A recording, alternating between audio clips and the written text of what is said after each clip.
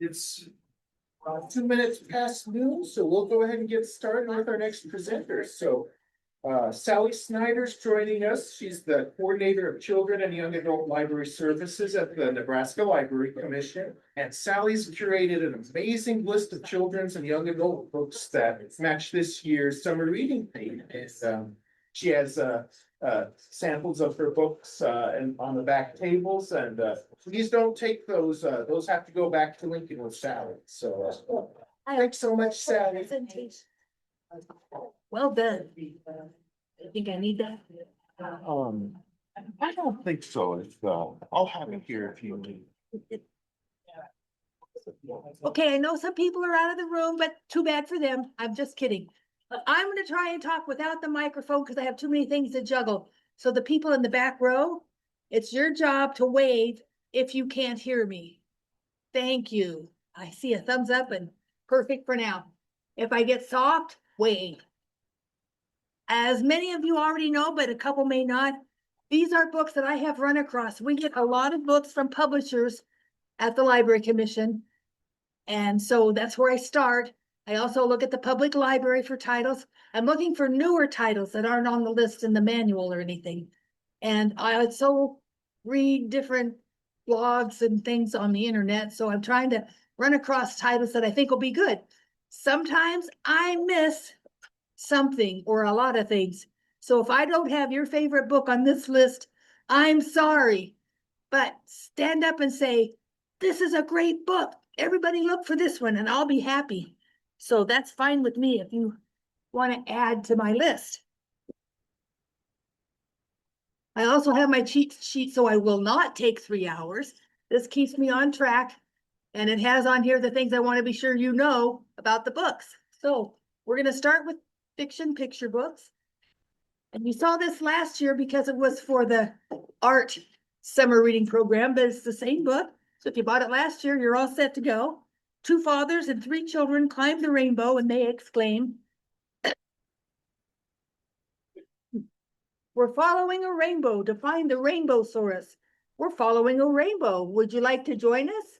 And they do eventually go over the rainbow and they find him at the end of the book. I'm shortening some. A young diplodocus has spent the first few months after hatching hiding in the forest. Now it is time to find a herd to travel with. She sees many new things and animals, and some are dangerous. She feels quite small in a herd of brachiosaurus, but she still finds things to eat. She finds her sir just as an allosaurus spots her. No worries, an adult snaps its tail and the allosaurus leaves. 1 or 2 sentences per 2-page spread. Many scenes have 1 or 2 much smaller creatures hiding in the pages. Listeners will be eager to spot them. Jake is excited. It's his birthday and he is having his best friends over to celebrate with a dino-themed sleepover. All 3 friends have the flu and the party will have to be postponed. Disappointed, Jake goes to bed. In the middle of the night, he hears a strange snort and goes to the stairs. There are 3 dinosaurs sitting on the couch, eating snacks and watching TV. They said, we heard you were having a dinosaur party, so here we are. They went outside and there were 3 more larger dinosaurs waiting. They all said, don't tell the T-Rex. Jake and the 6 dinosaurs went to each of his friends' houses so all could enjoy seeing the dinosaurs. And next, the group went through the park and began to play soccer. And they see the T-Rex over by the trees. The others are afraid, but Jake thinks she looks friendly and asks her to play goalie. She says, I never get invited anywhere. Poor T-Rex. They all play together and have a great time. I love this book. Oh, and I'm wearing my dinosaur-themed shirt because my shirt didn't come yet. It has birds on it. Cardinals, so that's my dinosaur. Anyway.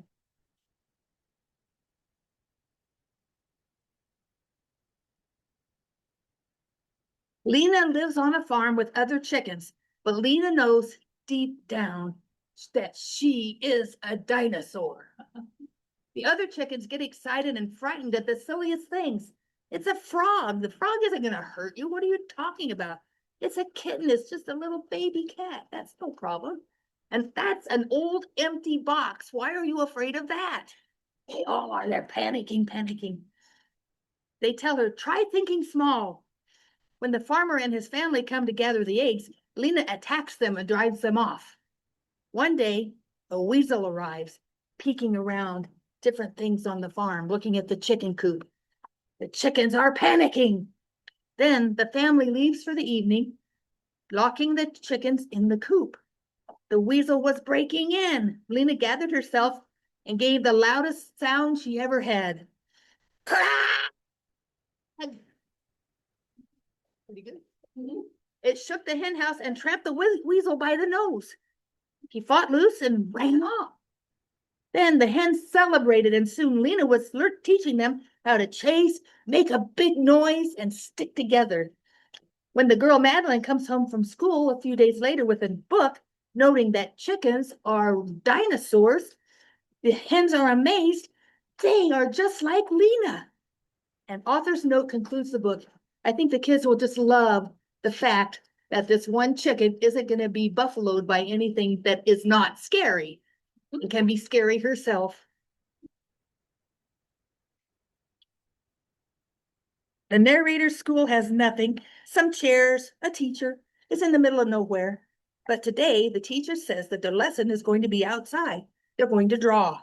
She points out the brontosaurus by the river, the triceratops on a big rock, and a stegosaurus on some stones. They must be very quiet when the tyrannosaurus comes by. Some of the kids run away. At the end of the day, the children walk home with many dinosaurs walking through the valley. It's a wonderful use of imagination. Dot has a pet tortoise named Monty. It is her first day at a new school, and she is hoping to make some friends. They are discussing pets. Jude has a tortoise too. But then Jess says tortoises are old and slow and they're not interesting. So Dot says she has a tortosaurus, and everyone is intrigued. Dot pulls together several things to convince the class that Monty is a tortosaurus. She puts some triangular paper spikes on his back, uses socks to put claws on his feet, and strings a horn on his head. Looks good. But after being famous at school for a while, Monty is stressed and tired. Finally, he shakes off all of the costume and once again is a tortoise. Dot apologizes to him and makes friends with Jude and his tortoise.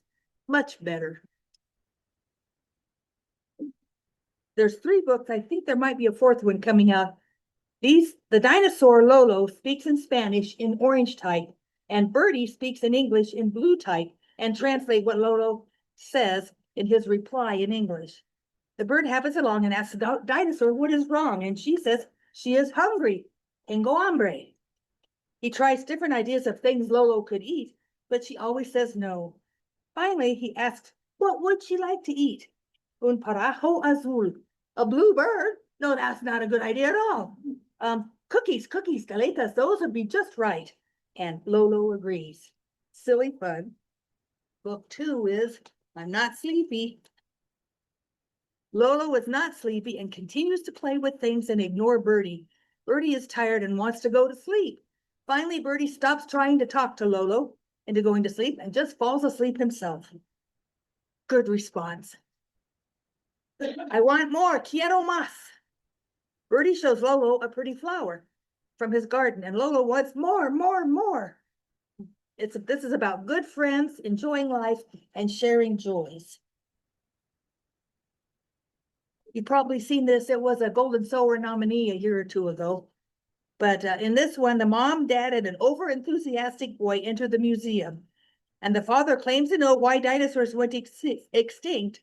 And the following 2-page spreads make it clear. Gallimimus ran with scissors.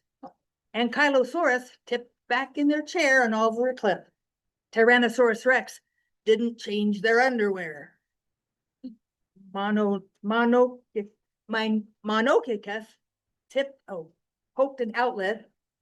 Diplodocus didn't chew their food, and more. Very fun and silly. This is nonfiction hidden in a fiction book, because we know that this didn't really happen, but A blue whale and a supersaurus argue about who is longer. On one page, they each make claims that cannot be compared to the other, such as, I'm as long as 3 school buses, and I'm as long as 110 starfish. Those don't compare. So an inchworm suggests that he measure them. When he finishes measuring the whale, 12 hours later, he announces the whale is 1,300 inches long, but now he has to go into his cocoon for 2 months. A centipede offers to measure the supersaurus in centimeters. You see where this is going, right? Supersaurus is 3,302 centimeters long, but inches and centimeters are not the same. Here a dragonfly comes who knows that math will answer the question. Multiply the inches by 2.54 to get the number of centimeters. The results? They are both 3,302 centimeters long. In this case, they tie. Humorous jabs between the two contestants throughout the book will appeal to readers who will enjoy the fact that they are the same. These two happen to be the same length.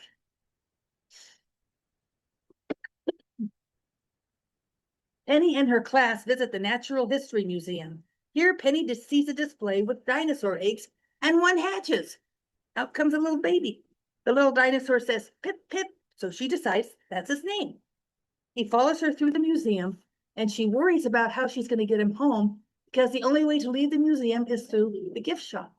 And if she has this little dinosaur, it's going to look like she stole it. So she comes up with a tricky way to do it. And she's taking Pip home. Hope mom and dad are okay with that. We don't find that out. A Neanderthal boy and his family clan have traveled to a cave they know. Most are tired and resting, but the boy goes to explore the land. He finds some berries along with a bear he thinks of as Big Growler. He encounters some other animals, mammoths, then comes to a stream. There he sees across the stream another boy, a Homo sapiens boy. They look at each other, and then the Homo sapiens boy's family come by to take him on their way. That night, the Neanderthal boy finds ash, puts it on his hand, and places it on the cave wall, leaving a mark. It's a look at how people may have lived thousands of years ago. This is part of the Field Trip Adventures series. It's a wordless picture book. The class takes the time machine bus to see dinosaurs in real life. One student has their lunchbox stolen by a pteranodon off the ledge of the walking time machine, and they fall to the ground while trying to retrieve it. Nothing to do but sit and eat lunch. One by one, some herbivores show up, interested in the lunch, and they share what they have. Then a meat eater arrives. Run! Thankfully, the pteranodon returns and carries them off to safety, landing right in the path of the time machine. Phew, time to go home. Okay, I have this right here. I'll show it to you now. This is a color changing back book. White splotches are on the pages. Get the book wet and dinosaurs appear. It's unexpected funnest story time, or anytime you don't mind some water in the area. I ordered this from the bookstore across the street. They got it for me. And if you want to take it in the bathroom and see what it looks like, just dry it off with a paper towel before you bring it back. You're welcome to do that, because it's a lot of fun.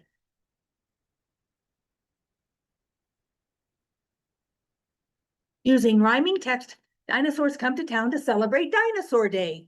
Some may chomp a tree branch or two, some may jump into your pool, but everyone has a good time. The T-Rex wants a different snack, and the boy riding on his tail looks worried. Oh, it's okay, he wants lava cake, no problem. Baby dinos hatch out of eggs and join the fun. At the end of the day, all the dinos settle down to sleep in people's backyards or on the playground. Wouldn't you like a dinosaur sleeping in your backyard? Maybe it'll be your favorite. Santiago is worried about being the new boy in a new school, in a new town, in a new country, and he doesn't understand English. After being introduced by the teacher, he joins other kids in activities in the room, but he speaks very little. At recess after lunch, a couple of kids roar at him and announce they are a Spinosaurus and a T-Rex. He roars, Velociraptor, and he chases them. A new language is found. They speak dinosaur. Occasional sentences are in Spanish, but are translated on the same page. Bright, colorful illustrations cover the pages with 2-word text on each page. It opens with, Dinosaur roar, dinosaur squeak, dinosaur fierce, dinosaur meek. None of the dinosaurs are named in the book, but listeners are sure to know some of them. The end papers repeat the illustrations of the dinosaurs in the book, still not named.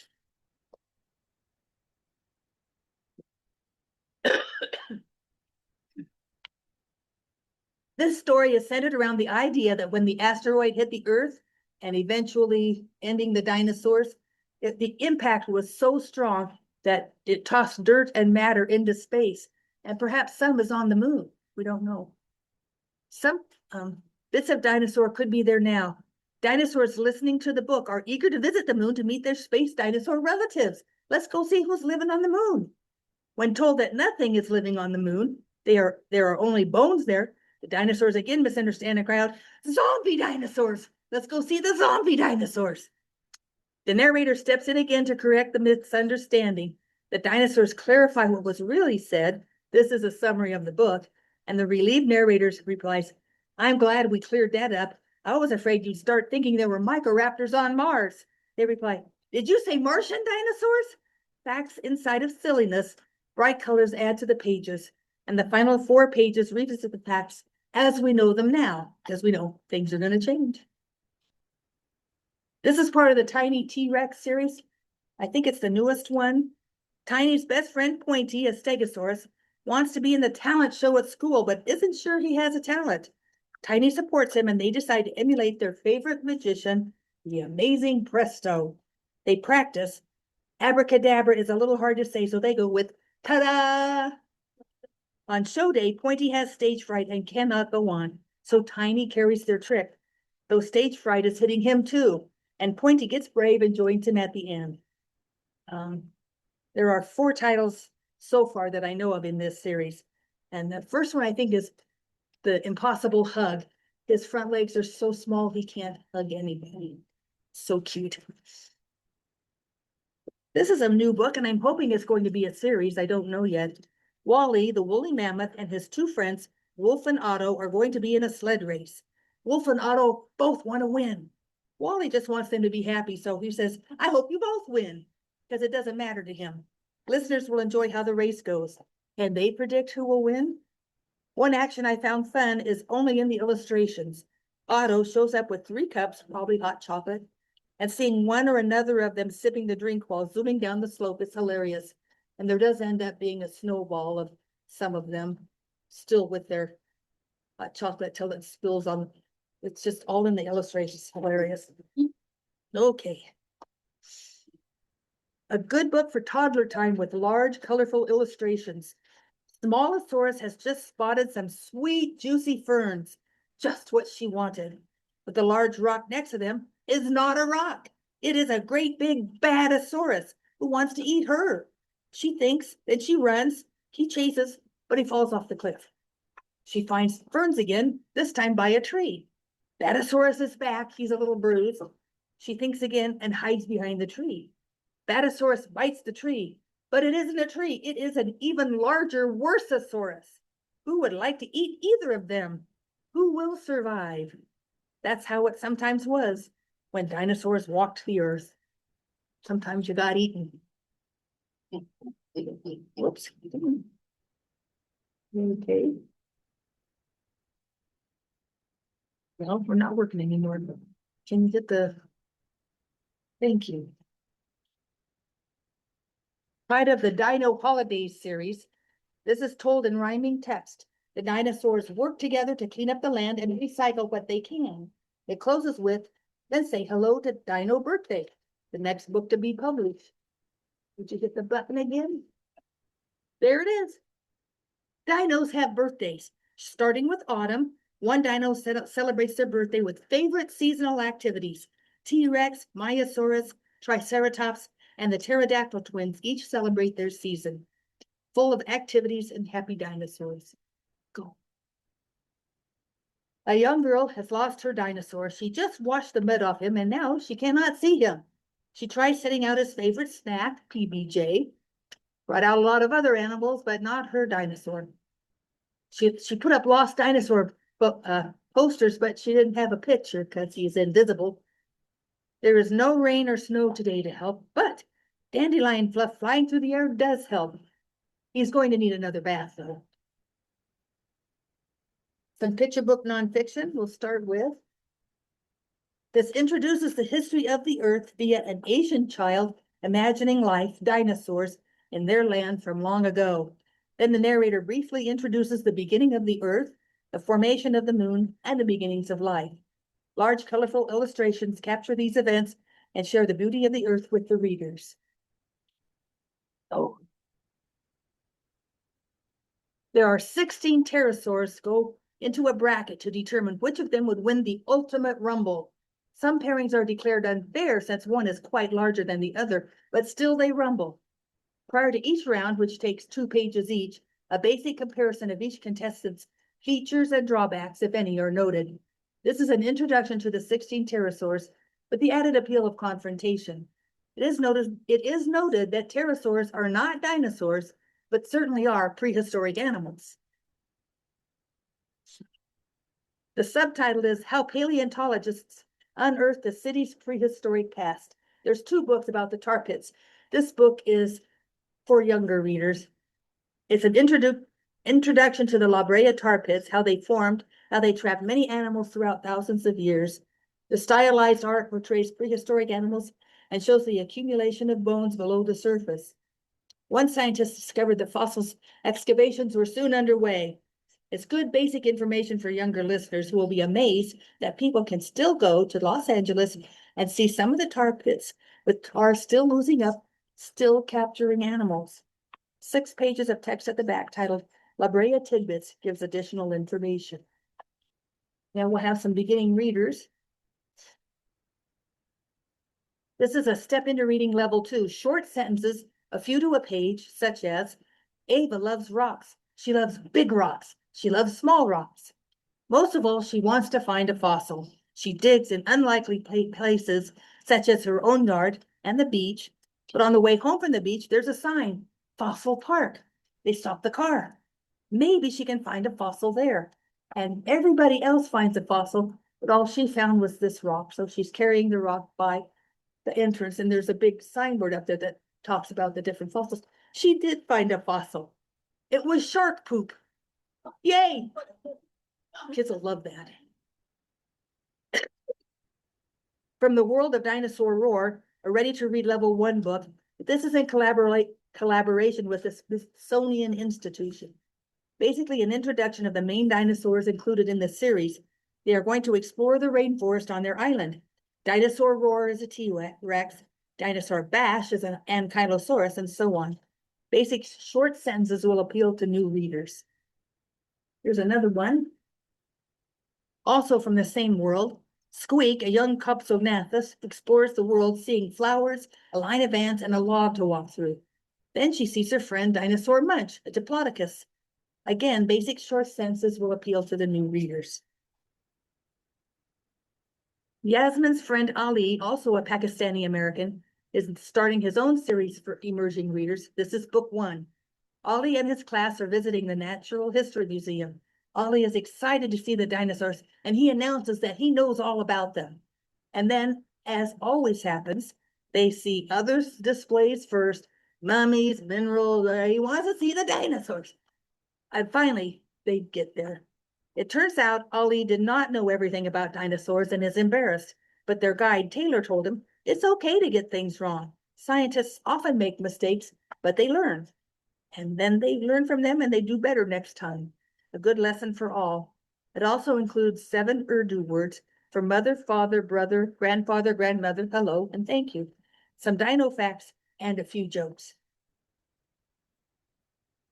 Bensky has written a couple of, about 3. This one was a Theodore Seuss Geisel Award in 2022. It's told in rhyming text. A boy, after his bath and wearing his dinosaur bathrobe, declares that no clothing can fit a dinosaur. As he romps around, we see him as a dinosaur in the mirror and in his shadow. Then we see him as a dinosaur and as a boy only in the mirror. But lastly, Mamasaurus roars at him and he decides, I'll go find some clothes that fit. Good decision. In the same vein, also told in rhyming verse, The boy is brushing his teeth, being tucked into bed, and then he hears strange noises. He jumps up and declares, "Nothing scares a dinosaur." Once again, the boy's shadow shows him as a T-Rex, and soon he appears as a T-Rex, frightening the monsters, the stuffed toy, and the kitty cat, who all tried to scare him. Lastly, Mommysaurus roars at him, and he decides to say goodnight. Here's on a different note, same author, but no rhymes. A bug is enthusiastic about his snack, a cupcake, and he asks Trilobite if he wants a taste. But the Trilobite only eats noodles, does not want to eat. Finally, the Trilobite takes a tiny bite, then eats the rest of the cupcake. It was so good. Couldn't stand it. It's better than noodles. No worries though. If the bug is hungry still, Trilobite has plenty of noodles, so he can have any of those he wants. No mention is made about trilobites being from the early Cambrian period, but many fossils have been found. Dinosaur enthusiasts will likely recognize the name. Yep, even the Paw Patrol gets into dinosaurs. They are called to action to help save the eggs in Dino Land. Someone is stealing them, and it is up to the pups to stop them and get the eggs back to their parents. This is a level 2 step into reading title with short sentences and standard words for beginning readers. Then we'll go to our early chapter books, of which there is only one, but great fun. Tom Engelberger, how could it not be? Graphic novel format with torn paper and art. The Coelophus has a notebook and a pen, and he is writing poetry. If only the meat eaters would leave him alone. They are gnashing and roaring and sometimes chasing him. He tries to eat a frog, and the frog insults his rhyme. It's lazy to rhyme eat with meat. You can do better than that. They go off together to see the wide, wild world in order to write better poems.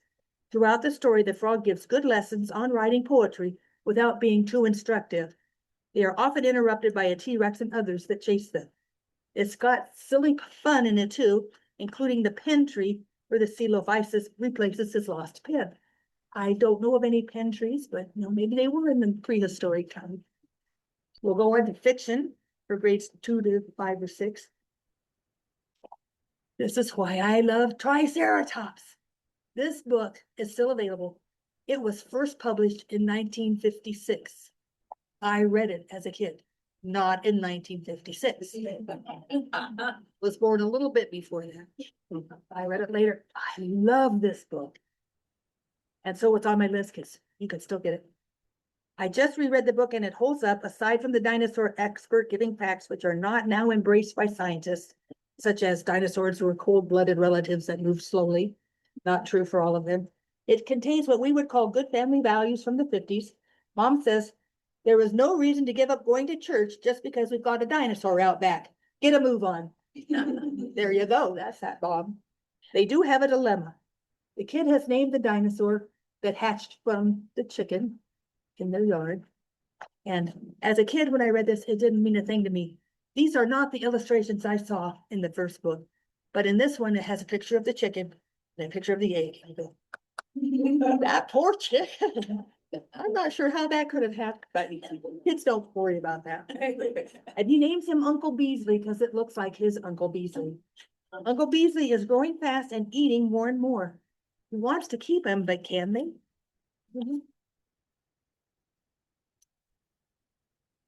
This is book 1 in a new full color graphic novel set in a Western land where people ride dinosaurs. Abigail, the sarsaparilla kid, is a vigilante hoping to be hired as a legitimate deputy. She must team up with the sheriff's daughter and the legitimate deputy of Little Spittle to recapture the Scugg brothers and their sister and mastermind, the Bandit Queen, as well as find the stone and crystal heart that has magical properties. As they work together, they begin to appreciate and understand each other. But will the Bandit Queen win out over all their efforts? It concludes with a setup for the next book. This is book 6 in the Fun Jungle series. I haven't read any other books in that series, but I did read this one. I've read all the books I'm talking about, by the way, in case you wondered. This book has enough mention of the things in the past that the reader should not feel lost if you don't have any other books. Teddy Fitzroy, 13, has already solved several mysteries at or near Fun Jungle, a combination zoo and theme park in Texas where his parents work. Today, Teddy and his friends Xavier and Sage were planning to spend the day enjoying Fun Jungle when Sage got a phone call from his mother and learned that the T-Rex skull being excavated from their ranch mysteriously disappeared overnight during a bad rainstorm. It weighed around 500 pounds and was kept top secret. Now Sage asks Teddy to solve the mystery and find the skull. On a side note, Teddy got a call from the Barksdale twins asking for his help in getting their cat out of their new pet, an anaconda. Things are piling up on Teddy.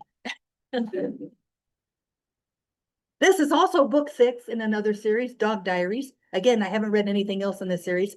Junior, the narrator and main character, is a dog of intelligence and bravery. At least that's what he would say. He is determined to bring his group of doggy friends from the dog park to infiltrate the museum in order to crunch on those enormous dinosaur bones.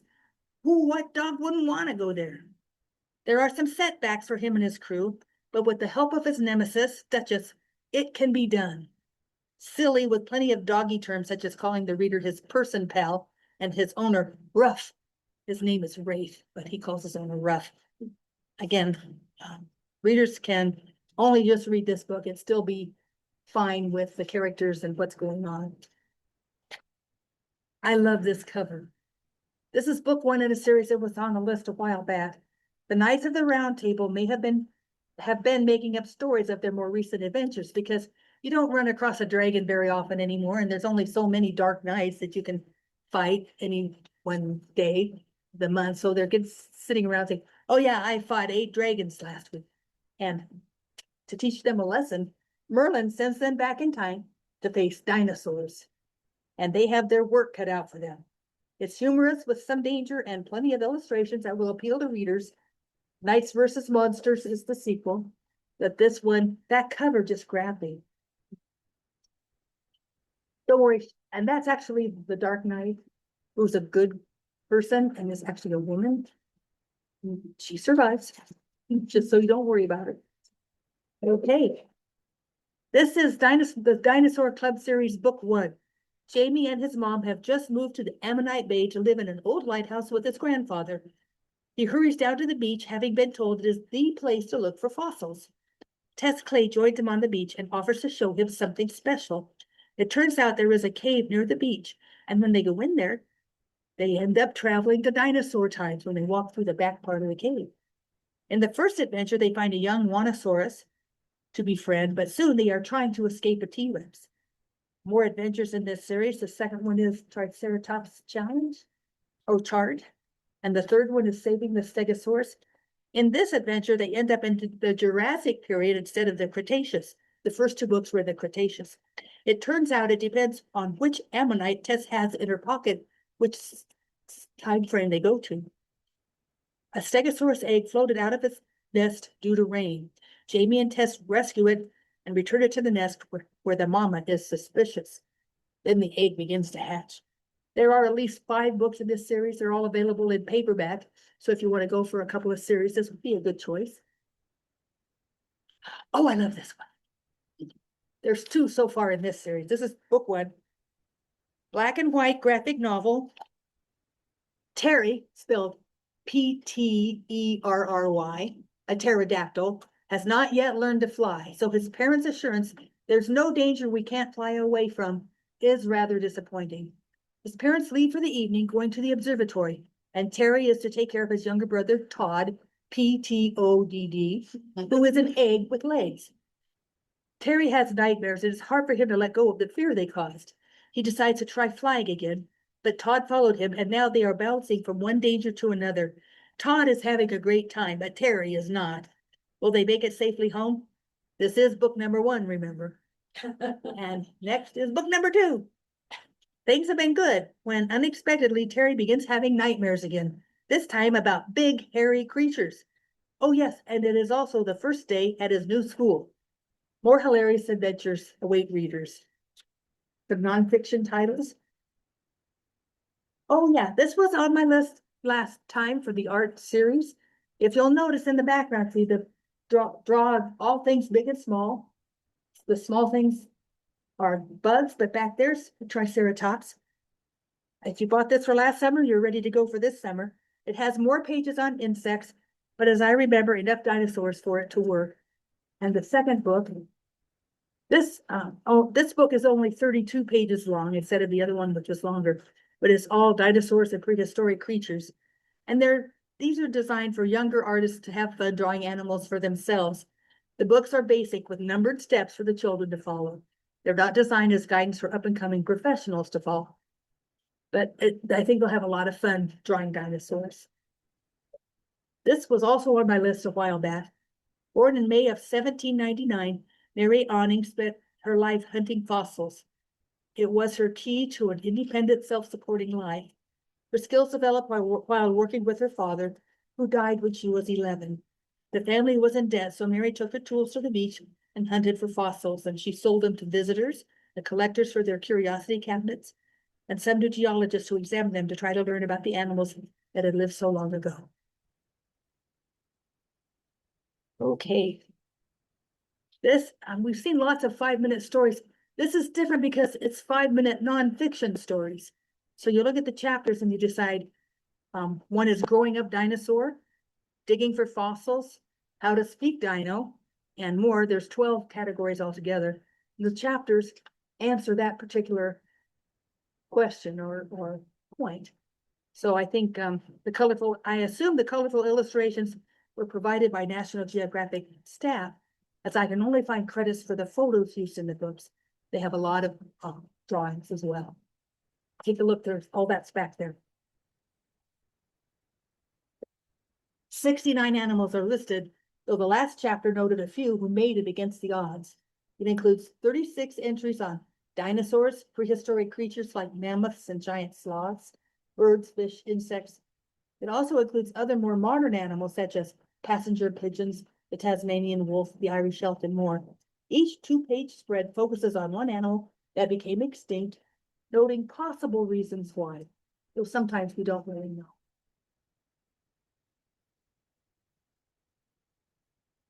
Whoops. This introduces 2 well-respected paleontologists who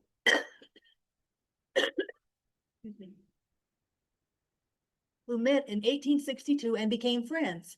When one teased the other for a mistake he made, it started a battle for who could find the most fossils. Dinosaurs were all the rage at this time, and people wanted to see and learn about more and more new species. Spying, cheating, using codes, planting fossils were some of the bad behaviors they used. Still, O.C. Marsh is credited with discovering about 80 new species of dinosaurs, and Edward Cope uncovered 56 new species. A win for those interested in learning and seeing more. Okay, so this is really about today, but Unearth a Story and Digging in the Dirt are kind of synonymous. Unearth a Story works great, beginning with showing the layers of the earth. The book moves on to introduce some of the different types of animals and some plants that primarily live underground, helping preserve the soil food web. Each 2-page spread highlights one type of animal and is dominated by illustrations with text interspersed on the pages. For example, bacteria, protozoa, fungus, mites, and more, until we reach the macrofauna, termites, earthworms, trapdoor spiders, beetles, then finally burrowing animals like moles, prairie dogs, and ferrets. Just tidbits of information. This is, as you know, the Magic Treehouse has lots of books, and she's written some nonfiction books to go with the Treehouse book. So this is a fact tracker about dinosaurs. It's graphic novel style nonfiction. The text is copyrighted 2000, but the illustrations are copyrighted 2025. Good basic information with colorful graphic novel panels. Magic Treehouse readers aren't the only kids who will grab this stuff if they're on display. Chapters include fossils, dinosaur hunters, flesh eaters, plant eaters, and more. Oh, yeah. Graphic novel format of nonfiction covers the history of the geology of the world, the discovery of dinosaur bones, and the changes in what we believed they were and in how we now believe they lived. Rivalries between scientists and between fossil hunters is included. It would be a good complement title to the following book on this list, which is I Know Dino. The subtitle is Amazing Breakthroughs, Mega Mistakes, and Unsolved Mysteries in Dinosaur Science. The host of the I Know Dino podcast, which I still haven't listened to or looked for, brings nonfiction to life with their approach to sharing information. provides a history of dinosaur discovery from the 1820s to today, acknowledging that people earlier than that did find fossils and speculated on what they represented, such as dragons and things like that. Each chapter highlights a different period of dinosaur paleontology, and each period builds on the previous one. A number of dinosaurs have their own two-page spread sharing information, including first impressions, which were often wrong and corrected after more fossils were found. What we know now is usually on the second page, correcting the previous assertions. Lots of illustrations will make this a popular one with browsers. You'll see the iguanodon's horn before with the art theme. And this is, again, about the art, and it's just about the iguanodon, because when they first discovered this set of mysterious bones, it was unearthed in 1822. This was the first dinosaur that was found. They thought it looked like the guy on the left there. Then, as they discovered more bones and more fossils, they learned that no, he didn't have a horn on his nose. He had spikes on his thumbs. So that's different. They say that the guy on the right is the latest version. And so you go through different versions of the iguanodon and see how the artist kept changing how they portrayed him. And it's pretty interesting for that. Oh, this is Dinosaurs Are Wow. It is great for browsing. Cartoon-like illustrations dominate the pages, but there is plenty of information in this book. Sections include the story of Earth with 4 chapters, fossils with 8 chapters, dinosaurs with 15 chapters, what happened to the dinosaurs with 5 chapters, and other prehistoric creatures with 7 chapters. And here's the other La Brea Tar Pit book.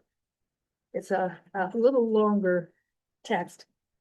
It's a picture book for older readers that tells of the entrapment of many prehistoric animals in the pitch or tar in California. Ground sloths and mastodons, along with saber-toothed cats and dire wolves, were the largest animals trapped. Birds, insects, and plants were also found in the pits. Additional information at the back of the book notes that the tar pits are the only active urban excavation site with more Ice Age fossils than any other location. And the millions of fossils discovered reveal more than 600 different Ice Age species of plants and animals. I had no idea what that means. Some teen titles I have a few. It'll be okay. This title could also be enjoyed by upper elementary students. It's a takeoff on Indiana Jones. Natalie Lee, 12, in 7th grade, prefers to be called Cincinnati, and like her great-great-great-grandfather, Pops, is very interested in archaeology. She has determined that Pops is suffering under one or more curses. He is 137, you know, and she is determined to break all these curses. For the first, she plans to steal the original Chachapoyas idol from the museum her mother works and return it to the couple from Peru who had hoped to convince the museum to return it. She has a nemesis, Sebastian, and 2 friends, Parsley and Felix, one new and one old. She is determined, brave, and knowledgeable, but still learning to be a good friend. Soon she is looking to find the Spear of Destiny, hoping it will right all the wrongs her great however many grandfather committed. Includes adventure, some of what looks like magic or divine intervention, and some lessons learned. Kirkus says, a thrilling, thoughtful, and layered adventure story with fantastical elements. And this says black and white art and manga. There are 7 titles in the series so far. I bought and read the first 4, and then I couldn't buy any more because I had to spend my money on food. I'm just kidding. This is the premises. It's set in Japan. The premise is that live dinosaurs were found on a remote island. So through breeding and genetic applications, dinosaurs multiplied and were kept in zoos to attract visitors. Then one day, a certain terrible incident occurred. At that point, dinosaur zoos fell on hard times. You don't find out until I think it's book 3 what that terrible, horrible thing was. Suzanne Suzumi is a new rookie. Oh, Suma Suzumi is a new rookie dino keeper. She begins her apprenticeship at Enoshi Dino Land. Over the course of the 4 books I read, Suma learns about Dino Land by assisting in different areas that care for different types of dinosaurs. It's a great introduction for her and for the reader. Different dinosaurs have different needs along with their individual situations. Book 1 says they have 72 dinosaurs of 24 species. There are also issues that affect all of Dino Land, like not enough staff and not enough money. How to appeal to the public and bring in more visitors is an ongoing problem. So this is book 1 and 2, and then we have book 3 and 4. Like I said, there's 7 so far. I don't know how many they're going to be altogether, but now we have a nonfiction book, 1, The Doomsday Detectives, The History of Dinosaurs and the History of Finding Facts About Them. The processes used is demonstrated here in seeking to learn what, if anything, caused a sudden, or was it gradual, decline of the Cretaceous dinosaurs. Lewis and Walter Alvarez, father and son, worked individually and sometimes together on this question. They spent years looking at strata of cliffs in different places, noting a layer with nothing but iridium present, nothing else in that layer but iridium. This indicated a world event that uses occasional graphic novel sections, a total of 5 spread throughout the book. Kirkus says, packed with explanations of scientific terminology and methods of operation, this detailed and compelling book is a superb guide for curious STEM-focused readers, an outstanding resource. It includes an index and extensive sources, and includes references to the quotes included in the book. So now we'll go on to just a couple of books for older readers. Winter break after her first semester at college, Shawnee, 18, has 2 goals. She is excited to work with fish fossils at the Smithsonian National Museum of Natural History, and she plans to completely avoid romance. A tough breakup with her first girlfriend keeps her former love on her mind, although it is revealed near the end of the book that their first and only sexual encounter was more of a rape due to Shawnee's drinking. Paleoichthyology lab and juvenile coelacanthus fish fossils are where she wants to be. But then she meets May, who she really likes, and therefore is struggling with this attraction. So you've got this romance popping its head up again while she's studying fish fossils. And the next book is Margot found a journal from 1932 in the school library. It is of a young man who disappeared on an excavation or dig in Pompeii, searching for the legendary vase of Venus Aurelia. So she quickly joins a high school archaeology trip to Pompeii, thinking with Van Keith's journal, she will find it herself.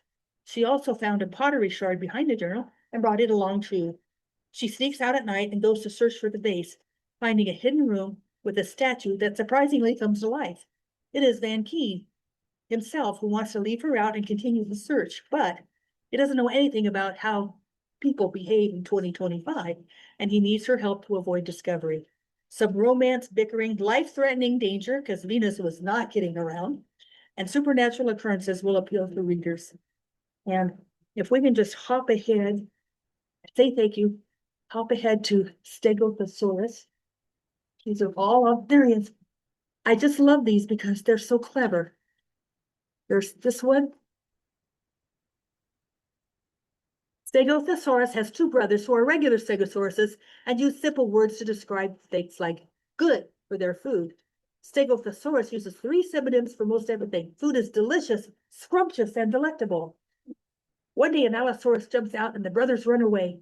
Stegosaurus describes her as huge, scary, enormous.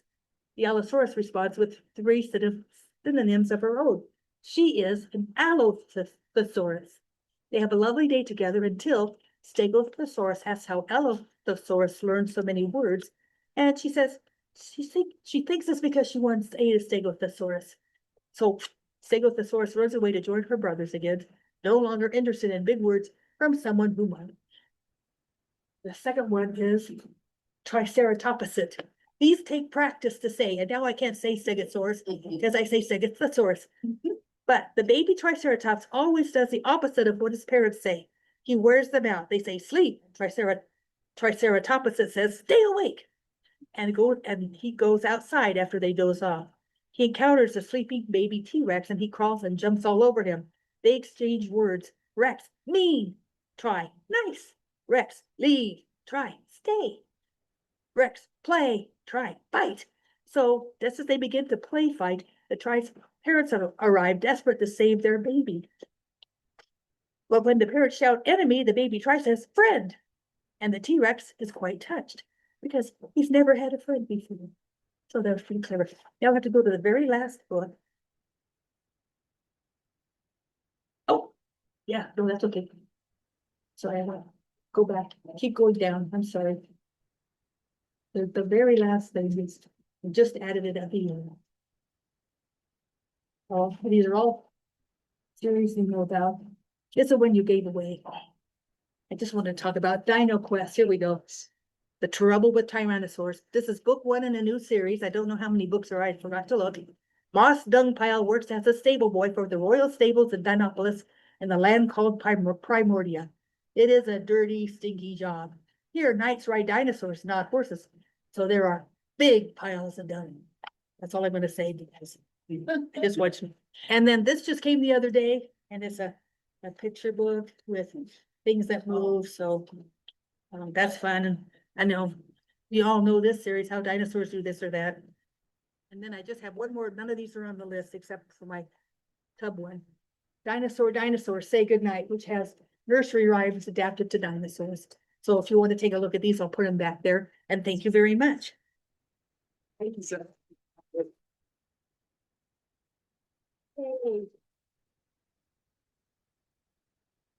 Well, you have a couple minutes before Miranda comes up. I'm just gonna get my gizmo out of there. I don't know how it's not moving. Thanks. If you have any questions about the books back there, just ask them.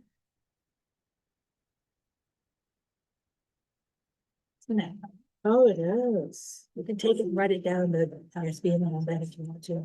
Nothing to worry about it. Oh, I just got frustrated.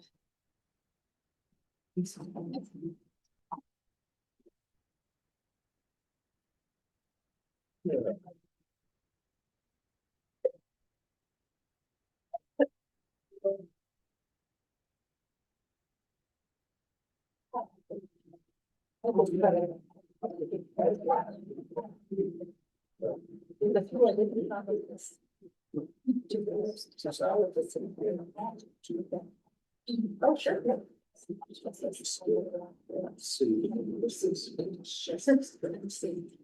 Which I could give you. But I don't want to do that.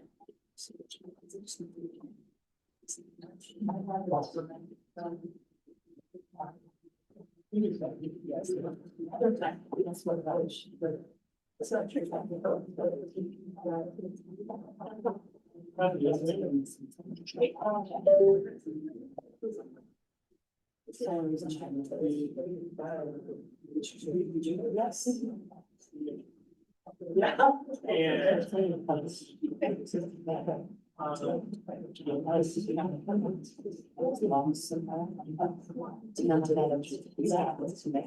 So I thought I asked the Jews. I like to chat.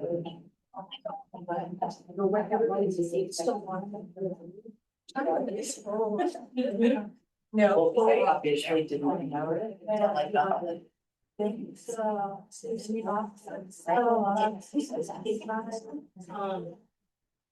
That's what we should have asked them. And I'm not.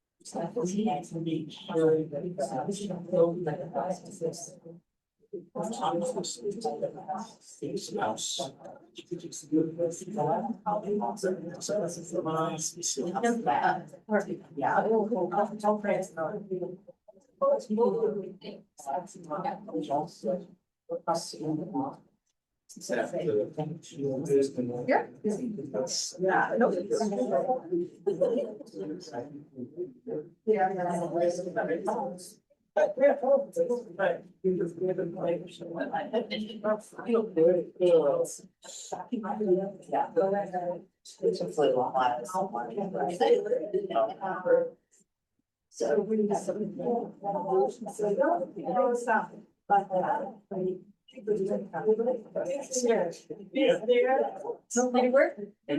a dinosaur book. Now that I got it wet. That's why I went to this side, not so much, but I just ran it on this. Sometimes these schools. It's a little pricey, things like, yeah. It's only 4 papers. That's okay. Yeah,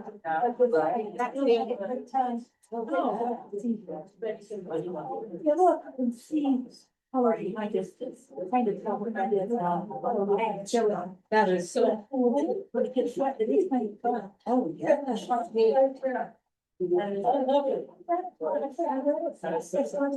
I'm a review one. What's across the street? See, we get it. Oh, yeah. It's a great Christmas gifts. So I think that they want that's small.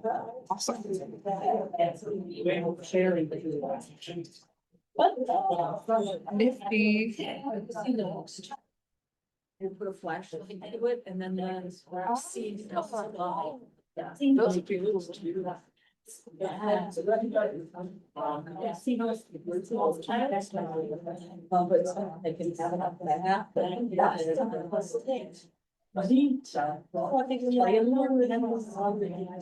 Yes. Yeah.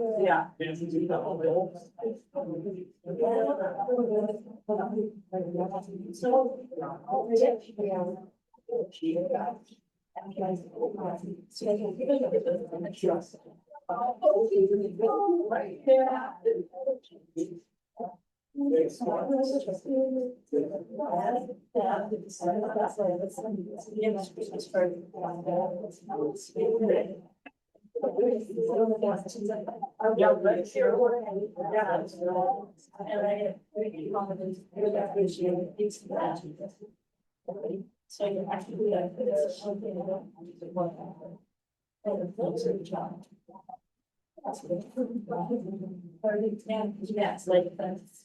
All righty, next up, we have Miranda Shreves with us. Miranda's the marketing and outreach coordinator at the Talking Book and Braille service at the Nebraska Library Commission. And Miranda's going to share some of the services provided by the Talking Book and Braille service. And she's also going to discuss the summer reading program they host over at the Talking Book and Braille service and some accessible activities there. Okay, how many, first of all, if you can't hear me, just let me know, but how many of you guys have heard of the Talking Book and Braille service? It's a lot of hands. How many of you have heard me present on the Talking Book and Braille service? Okay, a few. That's good, because this will be a refresher, but not repetitive for the people who haven't heard me yet, so, okay. We're gonna do a quick overview of our services first, a little bit deeper than maybe some of you guys already know about details about what we do here. Our service, this is a lot of words. The Nebraska Library Commission's Talking Book and Braille service is part of a nationwide network of cooperating libraries that fall under the National Library Service, which in and of itself falls under the Library of Congress. That's a lot of umbrellas that we fall under, but you just need to know, the long story short is there is a Talking Book and Braille service library state. We serve Nebraska as part of the Library Commission. Some other states don't work under their library commissions, they work under a completely different set of organizations, but each state is served in some way, shape, or form by a Talking Book and Braille service. We provide free audiobooks, audio magazines, and Braille to our patrons. This material can be downloaded directly to patrons via BARD online or mobile apps, so it could be on your device, Or we could send cartridges to the mail at no cost, no postage cost. Sorry, I'm getting over a cold, so when I talk and I don't breathe. You might hear some gasps at some point, just don't worry about it. Our patrons fall under 3 sets of categories to apply. You either have a visual impairment, a physical impairment, or a reading disability. A visual impairment covers a wide range of people. A lot of people hear that and assume that means total blindness. Total blindness is a very small portion of the people that we serve under this visual impairment category. Total blindness, again, refers to a completely dark field of vision. Low vision is a term that is more often applicable. This is something that cannot be corrected with lenses or surgery. It can be macular degeneration, something, diabetic retinopathy. You can have cataracts, glaucomas, those all apply. Even with the same diagnosis, the experience of low vision can differ. So 2 different types of macular degeneration, or 2 people with macular degeneration see 2 different fields of vision, but they both can apply to our service because they both have low vision. I always like to say that as librarians, if somebody were to check out a large print book, you can reasonably assume, based off the fact that they cannot read standard print, that they have a low vision impairment. Because that's what we usually often refer to, because you cannot read standard print, you can apply to our service. Physical impairment is somebody that struggles to hold a book. They can keep their arms or hands still to hold that book. So if they have like arthritis or a broken arm or something, or they just get tired very quickly, they can't control their eye movement, they can't hold their head up. Those all apply to visual impairments, and that will qualify you for our service. Reading disabilities is another one that affects a wide range of people. Dyslexia is a thing that most people think of. That affects at least 1 kid in an average classroom. There are other types of reading disabilities such as hyperlexia and comprehension deficits that really benefit from a multisensory approach. So having books read to you through an audio format and reading it, that really helps with their learning if you have a reading disability. If they have an IEP, they likely qualify for our service. Sorry, I'm gonna breathe really fast. Okay. So talking books offer another path to kind of help with that educational piece. I believe I pulled numbers right when I started working here, which was a little over a year ago, and about 50,000 kids have an IEP in the state of Nebraska, if not more.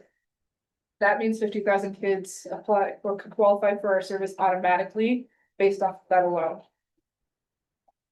There are 3 different ways you can apply with an individual application. That's pretty self-explanatory.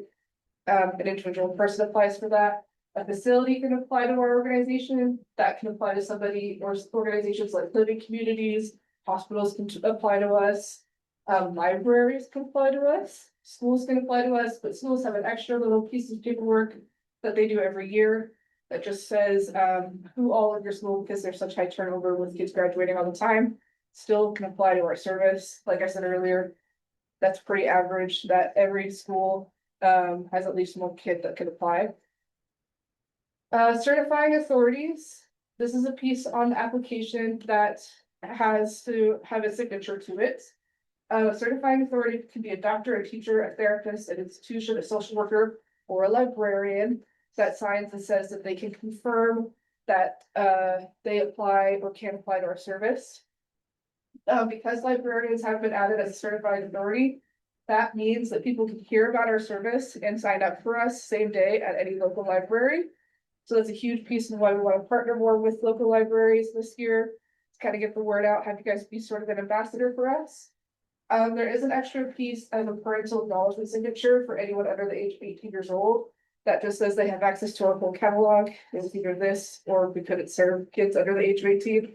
It's an unfortunate barrier to entry, but it's one that, you know, the legislators, it came from on high. We have no control over this. That's federal rule. So a demo account is something that the libraries can have. This allows you guys to have a machine in-house. You can have a BART account on any device, so you can show anyone interested in signing up for our service what all is used in our service. The application for a demo account is only a page long. It is on our website, a fillable PDF if you guys are interested at all in signing up for us. And that just gives another piece, a more active role as an ambassador of our service. We also have some marketing materials that we provide to our demo account libraries. Here are machines that I've talked about a little bit. Normally I bring these with me, but I didn't today just because they're a little hefty and sometimes pictures do the job just as well. But this is a DA1, a DS1, and this picture right here, these are our standard machines. This DA2 we just got this year, we only have about 100 of these. And that actually connects to the internet so we can download books straight onto it. These have to have a cartridge, which we send out in the mail that can hold up to like 3 books at a time. So a lot of our older patrons prefer this if they don't have a phone or Wi-Fi at home or an email, and they just prefer not to use technology in general. They prefer these machines. For our younger, more tech-savvy people, we often point them in the direction of Bard. This is very similar to Libby, but it costs us no money to check out a book to you guys. There can be as many people reading one book at a time, so there's no wait list for our patrons. And yeah, I think that's, yeah, no, there's a limited number of copies of each title. We have about 300,000 books in our collection. That includes books that we have recorded in-house.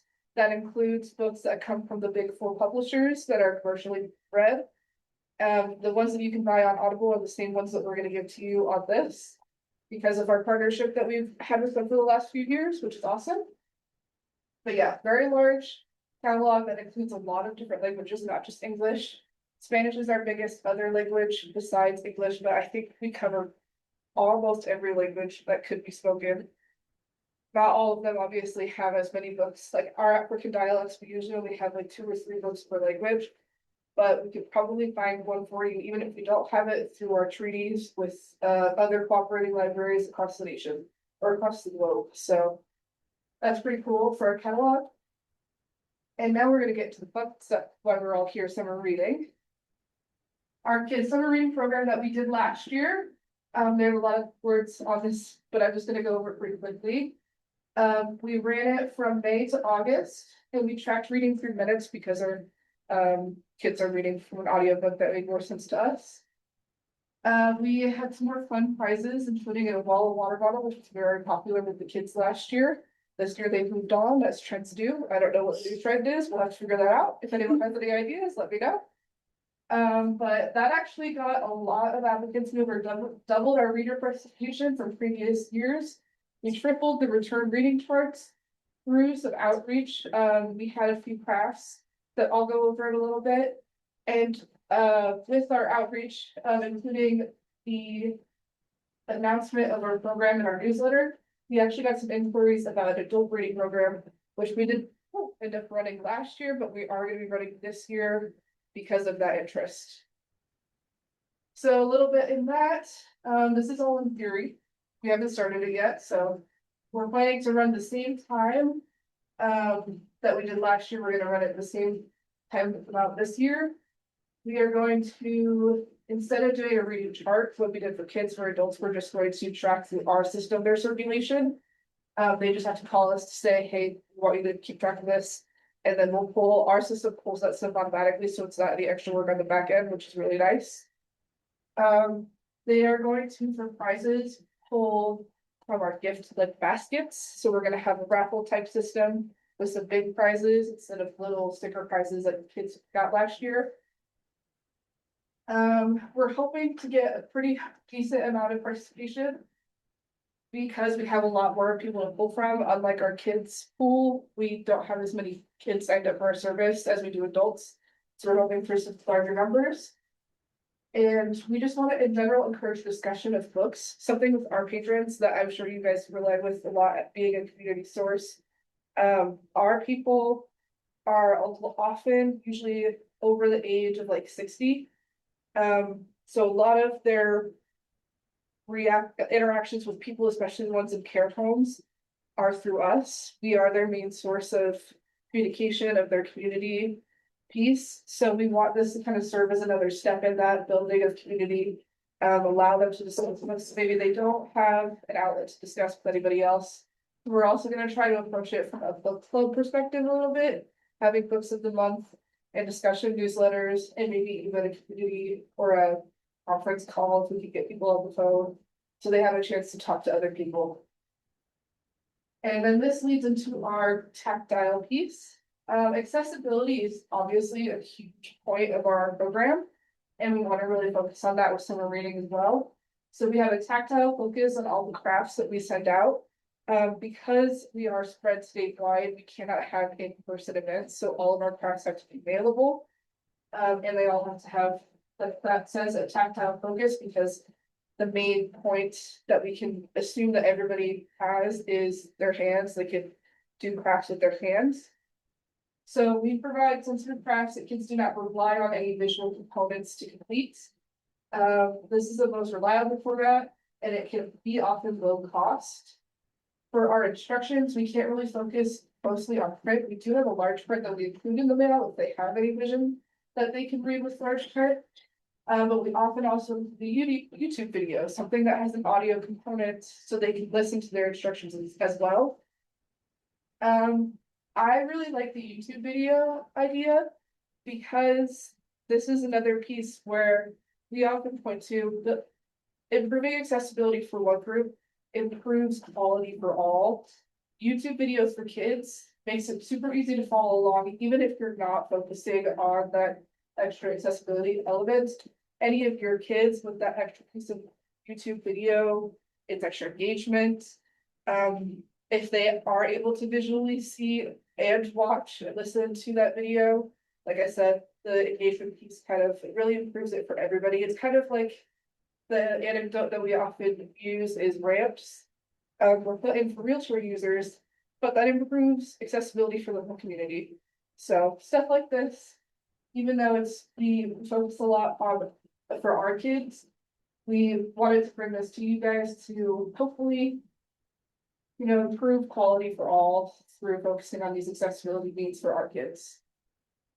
Last year's crafts included a craft a month that we sent out. We had beaded book months, which I thought were really fun. That was just a braided piece that we had. The beads were added for an extra tactile element, and the braiding is very hands-on. And it's very easy to describe that audibly. Coloring pages. These didn't have any instructions to it because we just let the kids run wild, but we used hot glue to raise the lines on that coloring page, so they were able to feel the outlines and color inside the spaces. And then our pipe cleaners, those are super cheap, so all of this again, very easy, low cost. But pipe cleaners are really fun to do pretty much anything with them. And they're very tactile, just in the feel of, I don't know what you would call it, I just call it fuzziness, but you know what I'm talking about when I say pipe cleaner stuff, what that tactility feels like. This year, we're looking into getting the Legos. Obviously, Legos are fun for everybody. They are a little bit more expensive, so we kind of did a little bit of research into how to make this into a low cost. We are planning to thrift from collections of Legos. People are often selling just packs of random Legos and using this rebrickable.com to find, based off of the Legos that we get, a quick and easy, hopefully dinosaur themed set that we can build with the Legos that we buy. But we wanted to give you guys this link just in case that sounded at all like something you were interested in. We are also going to do a dinosaur mask for our second craft. We got a few templates online. We're still testing which ones we like the most, but we're going to use foam sheets instead of just straight paper, so it has a little bit more structure to it. We'll do the cutting out of the outline so that our kids who have the visual don't have to cut with scissors.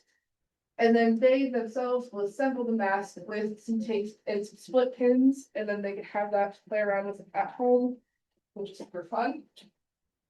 And then this is my favorite one because I'm a plant person. We have a terrarium that we wanted to show you guys.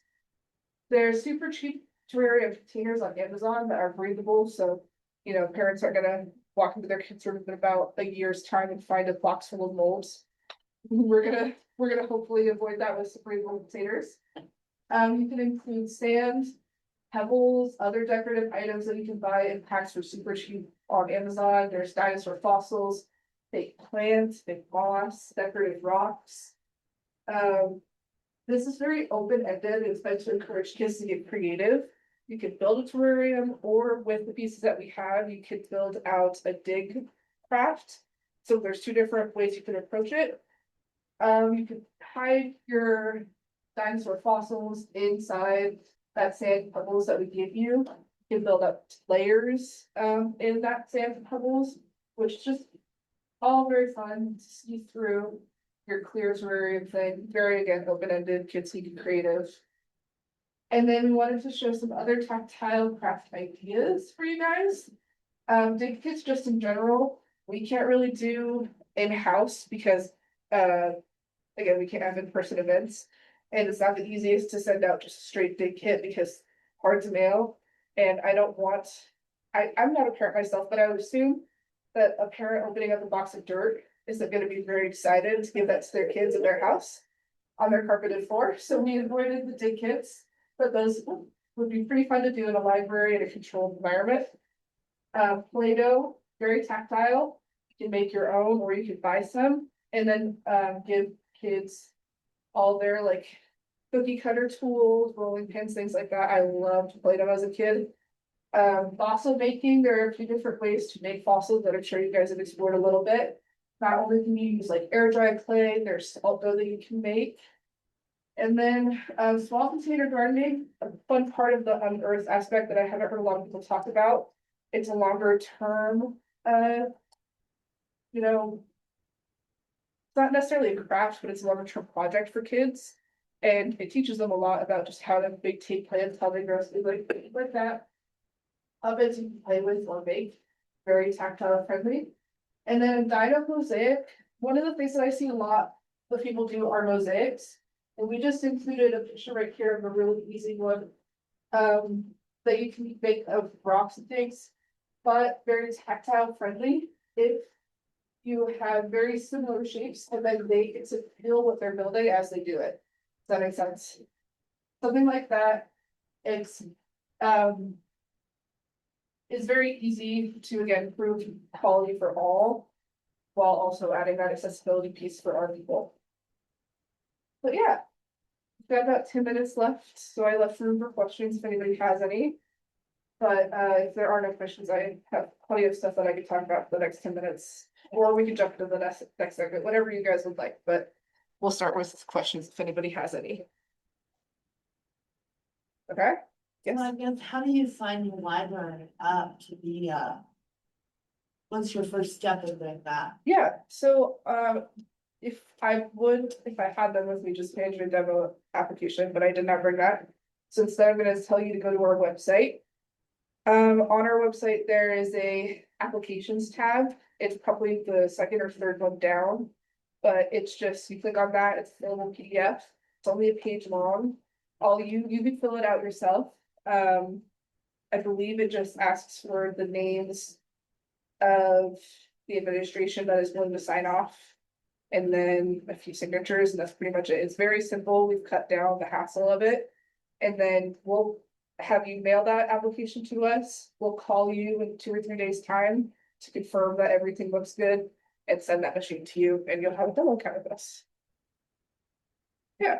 And then you can set that demo account up on a tablet that we have on it. Yes, we can get you your BARD on that call. If you would like us to walk through it, we can get you signed up for that BARD account on a tablet. I don't know what the max amount of machines you have on the BARD account. I believe it's like 4, but you can have at least 1 tablet with the BARD account on it, and then that machine again will be sent through the mail, so you'll get it in like a week's time. About, you know, the mail is mail. I can't predict that very well, but yes, yeah. Okay. So do we contact you at the commission? Or You can, yeah. is that where do I find the website to apply for that? Yes, our website is built into the Library Commission Okay. website. Okay. So you can go there, or you can just type in. Oh, I don't have the website link out there, but, yeah, just go through the Library Commission's website and then we're on the sidebar, you'll find us there, but. Yeah. Any other questions? Yes. On that same line of thought, for when like said librarians can sign off on individual applications, are there rules pretty strict for that? Of like who can and can't, like we just think it would be helpful for someone who are allowed to sign off on Yes. it? Okay. I like to say, and all of us like to say that we, don't. What's the kind way to say, the kosher way to say this? We are not going to dig into and research and try to find reasons to get people away from applying. If you send in an application and it's got a librarian signature on it, we're gonna go. Perfect, yep. That's exactly. Yep, and we also kind of on that line of thought, a question that I get a lot is. Are you allowed to sign even if you don't have a master's in library services? Yes, if you work at a library, as far as we're concerned, you are a librarian, you can sign off on the paperwork, so. Yeah. I have, several, people that either they're need to have cataract surgery or they had it, and their eyes were never the same. Yeah. I have one lady, she loves to read, but she's the last few months, she's had to have large print. Yeah. And you know, I can't order just every book in large print, they don't make them all in large print. Yeah. And so I feel bad because I don't have more to offer her. So do you think that would be a good service for somebody like that? Yeah, absolutely, if they are interested in reading or consuming material through audio format, we're definitely the place for her. Unfortunately, we don't have a large print collection just yet. That's something that we've been working on for years. It's just not something we have the money to kind of get off the ground right now. But if she's at all interested in getting audiobooks, we have, like I said, a huge collection. So if it's a book that you can't find in large print because they're just not printed that way, we probably have it in an audio format. Okay. And she would definitely apply if she's mainly reading large print. That's an automatic. If you cannot read standard print for whatever reason, you automatically apply. Or could apply. Yeah, any other questions? Yeah, 5-ish minutes left. Do we want to cut to break? I was just wondering how here, kids sign up for the reading program. How do you Oh. find kids to? Yes. We have every kid that is in our system that could qualify, we send an application to them. It's just a quick one page that says that asks for your name, date of birth, a contact information, and then your parent's signature. And that will sign you up for our reading program. And I think that's because it's so easy to sign up. One of the reasons why we had so many kids sign up this year, we don't ask for a lot. But yeah, most, if not all of our kids, we send that paperwork to them, so they don't even have to search it out. Yeah, and then adults, this year, we're gonna be able to allow them just to call. We don't need that parental acknowledgement signature, so they can just call and ask to sign up, and that technically qualifies them for the reading program. Can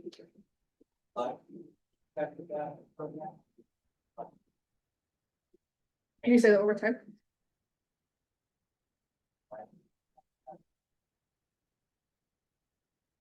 The talking book and Braille service keeps track of that, I believe. Sorry, I like kind of heard your question, but I'm really bad at hearing, so I was about 50%. I think the answer is talking book service, yeah. Okay. So it could be anywhere in Nebraska. Yes, yeah. And then also our kids, if the library, you guys on the local level are putting on a summer reading program and a kid that is signed up for your program would like to sign up for ours, they could do both at the same time. Double the prizes, double the fun, you know? But yeah, oh, this is our website, perfect. Hold that up. But yeah, you just go to the apply here and then that should pop up with all of our applications, and you just scroll down. You'll be able to find a demo account. Right there, that's the little PDF. Just a one pager, a few check marks. And a signature is all you'll need, and we, I believe, take electronic signatures, so it's pretty easy. Okay, I think, yes, Is there a time limit on the demo account, let me get it in this amount of time? No, we check our machines out, we like to say in perpetuity. So that goes for all application people, individuals also can get our machines basically for life. If a machine breaks while you have it, we also don't charge to fix it. So, yeah, absolutely, yeah. Okay, I think we're out of time, but I can take one more question probably. You want to put the magazine. Use that. Yeah, I'll stop. Obviously. How did they took their name off the list? yeah, like if they're signed up for this, how do they unsign up for us? She's still receiving capes Oh, and they don't I- have anybody using them. Yes. anymore. okay, if you call us, we can get you off that list. Sorry, when you said tapes, I thought cassette tapes and my brain short circuited. So, yes, if you call us, which that number will be on our website, we could get that. You won't get that mail from us anymore. Okay, I believe we're out on time, but I have fun little business cards if anybody has any questions and would like to email me after or just find me at any point today and I'll answer any more questions you have, but thank you so much.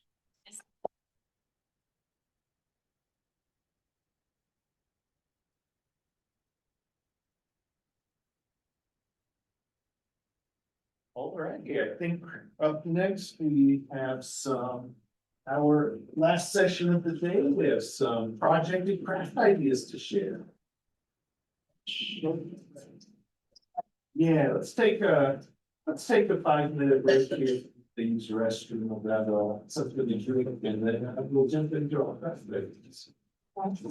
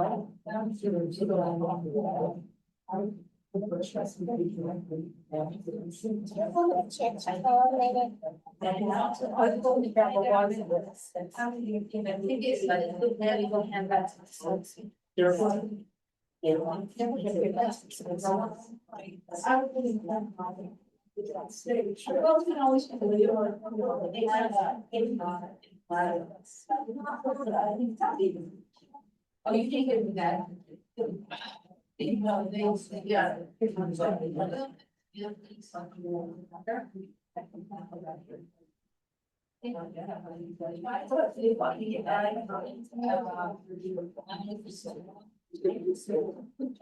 You guys can find that.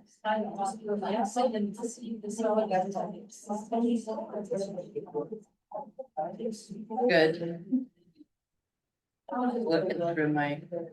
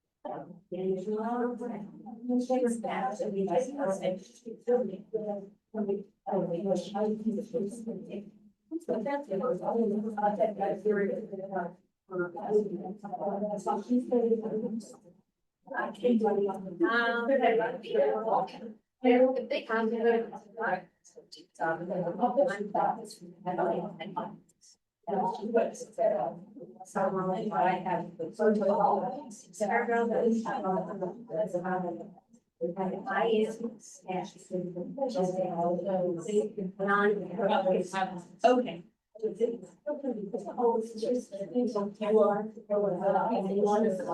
I know, right?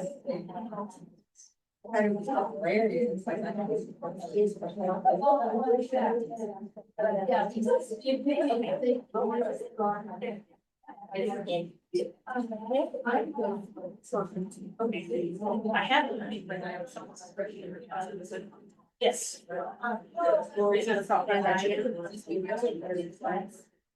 Oh, no, gotcha.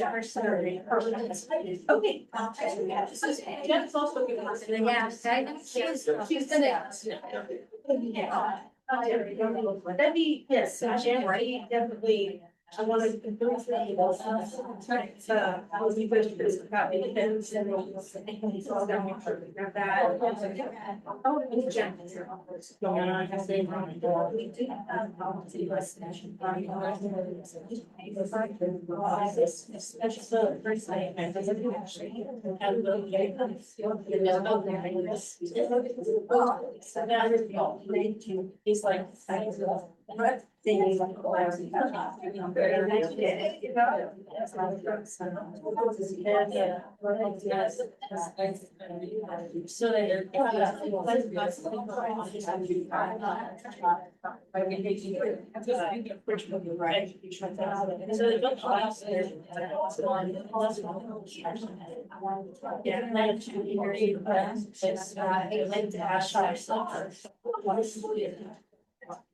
So well, they had that.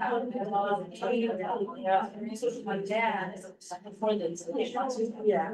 Is now that aspiration is the after categories and if they just. Raffle sound. But I'm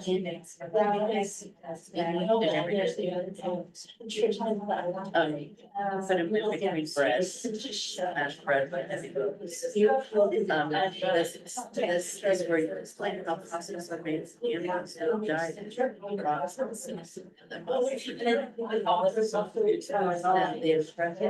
Is basically. Now he's gonna like.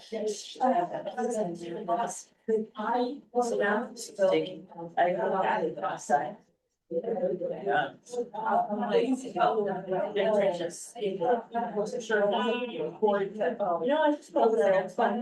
Oh, yeah, it's like, yes. Right, now you're gonna be spending all your time like your child is.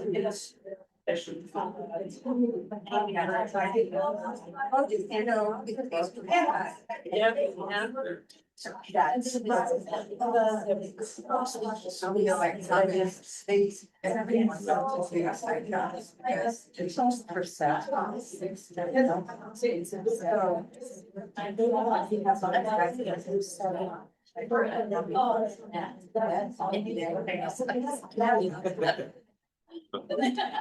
That's. That's the.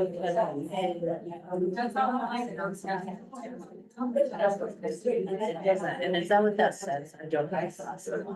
And so. That's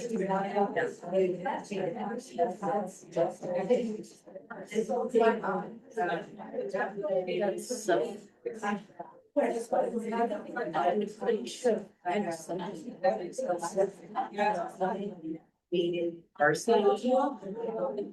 Yes, yes. Yeah. And I did that better than. Either way. Yes,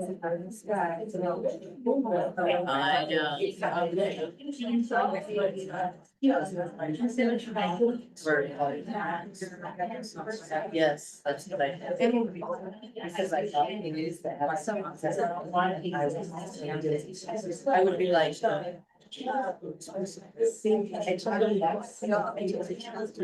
I was like, he was in the house. This is what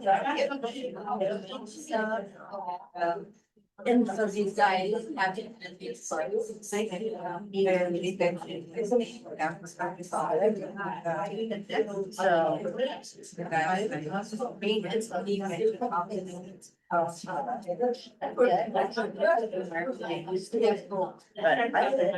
I was always just.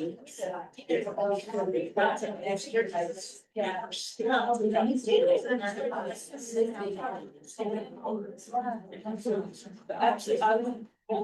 That's been too last year.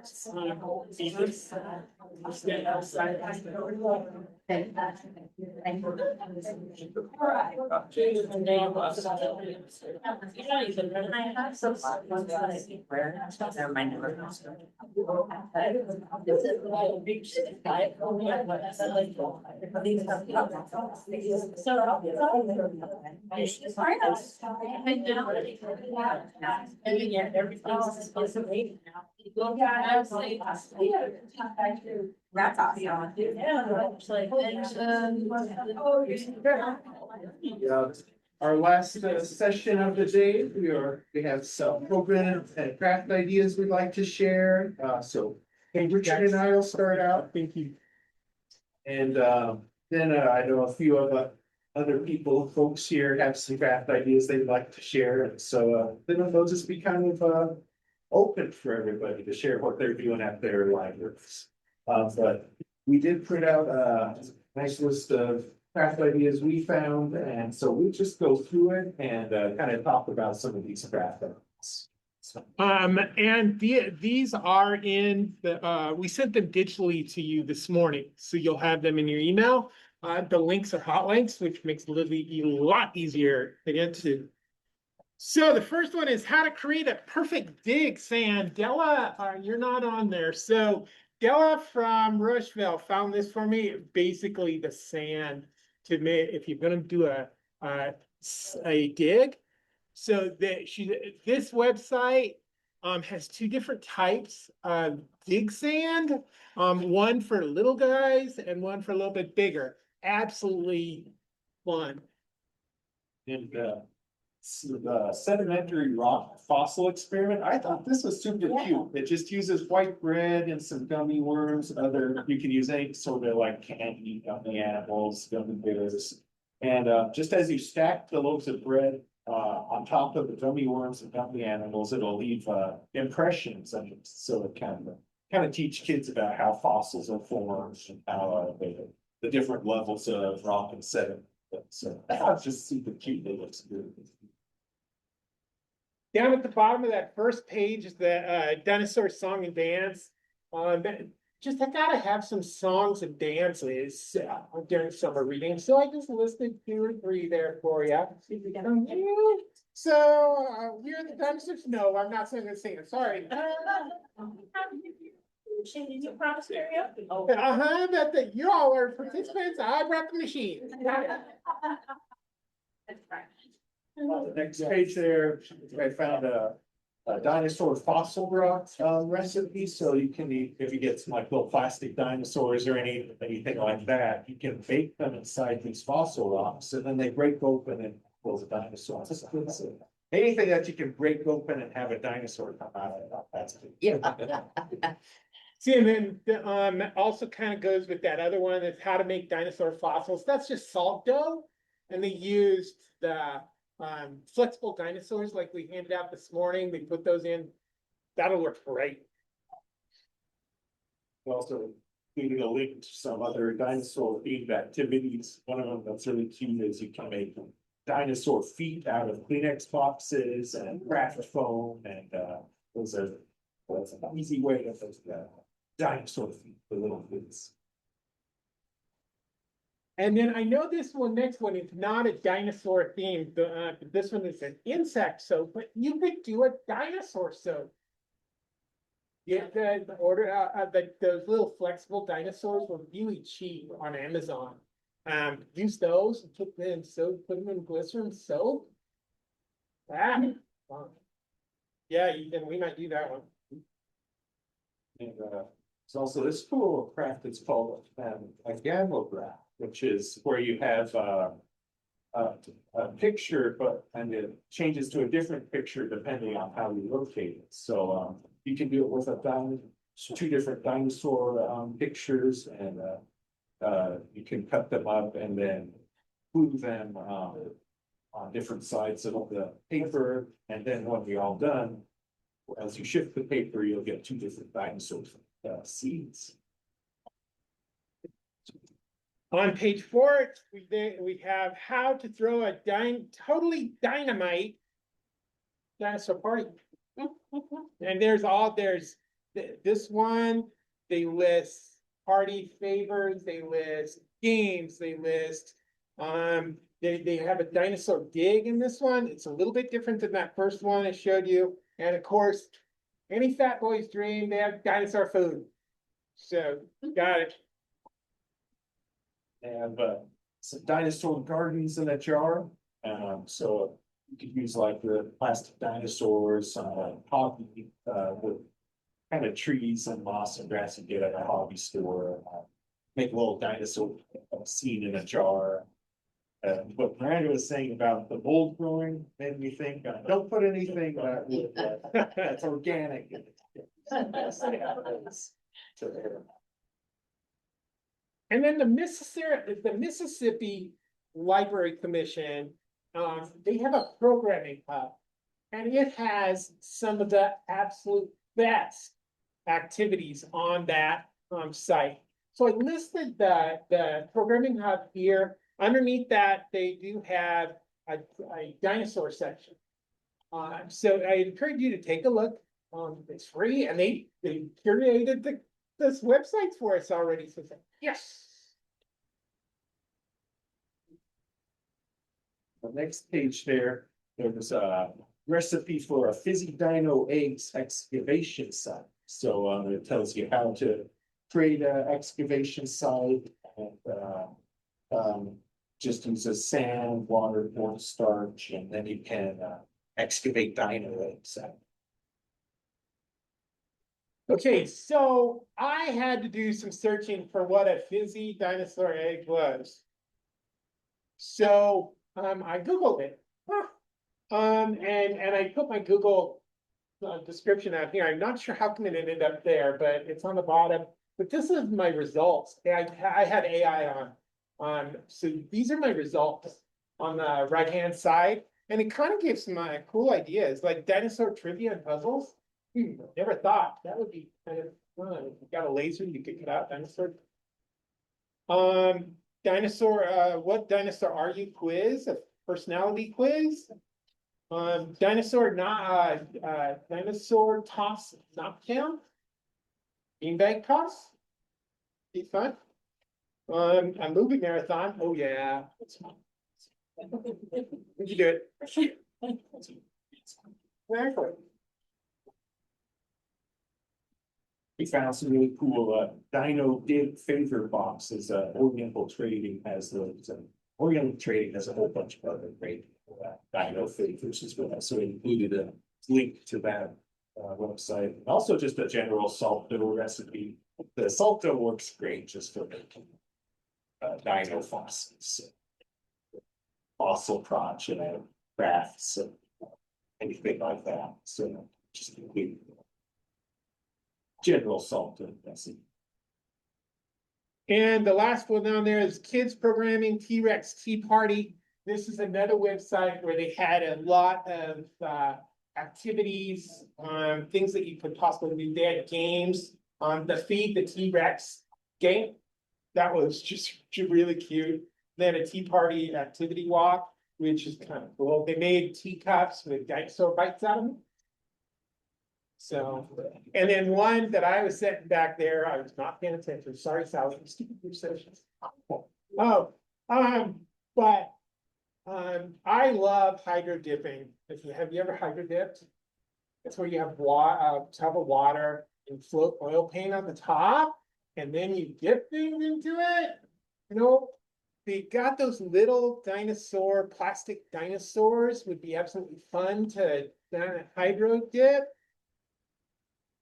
Yeah. Have you done that before? Yeah.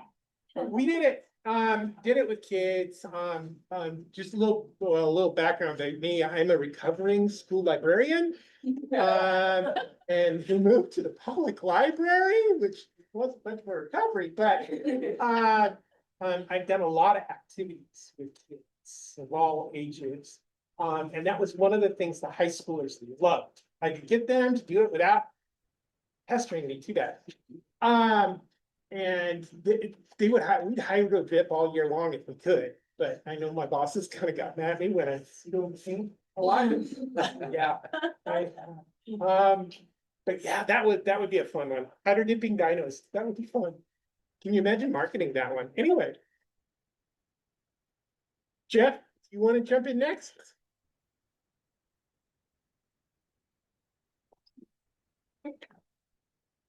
Do you have your that little PowerPoint you sent us? That'd be awesome, yeah. So as I mentioned before, I work with teens quite a bit. That's my main duty. I've only been doing this since February. So almost a year now, believe it or not, seems odd. So this will be my second summer reading. So I'm excited for this year. Last year I got thrown into the deep end with summer reading, so I had no idea what to do for teens. So I figured some things out last year that really worked, and so I wanted to share one thing for teens with you that worked really well last year. That's not a craft, and then one thing that we've done several times with families that has worked really well also. So I'll share those with you. There is a handout with that information on it, but I'll walk you through it a little bit. So how do I do this? I think that big thing. It's not doing anything. Oh, there. Yeah. Oh.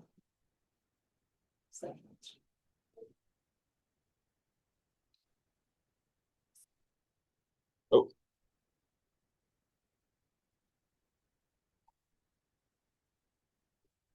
Not doing anything. Yes, it. Are you on the actual? I think you need to flip someone else. Selection, yeah, like slideshow. See that?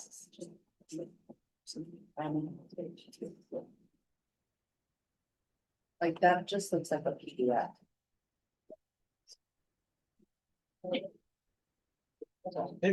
So just hit that big button, that'll be Okay. Nice. There we go. All right, so one thing we did last year that went over really well, and we actually did it twice because we did it, the middle school reached out to us and wanted us to do it also with their summer school group. So we got to test it out with their summer school group and then do it with our library teens as well, was a Nerf battle.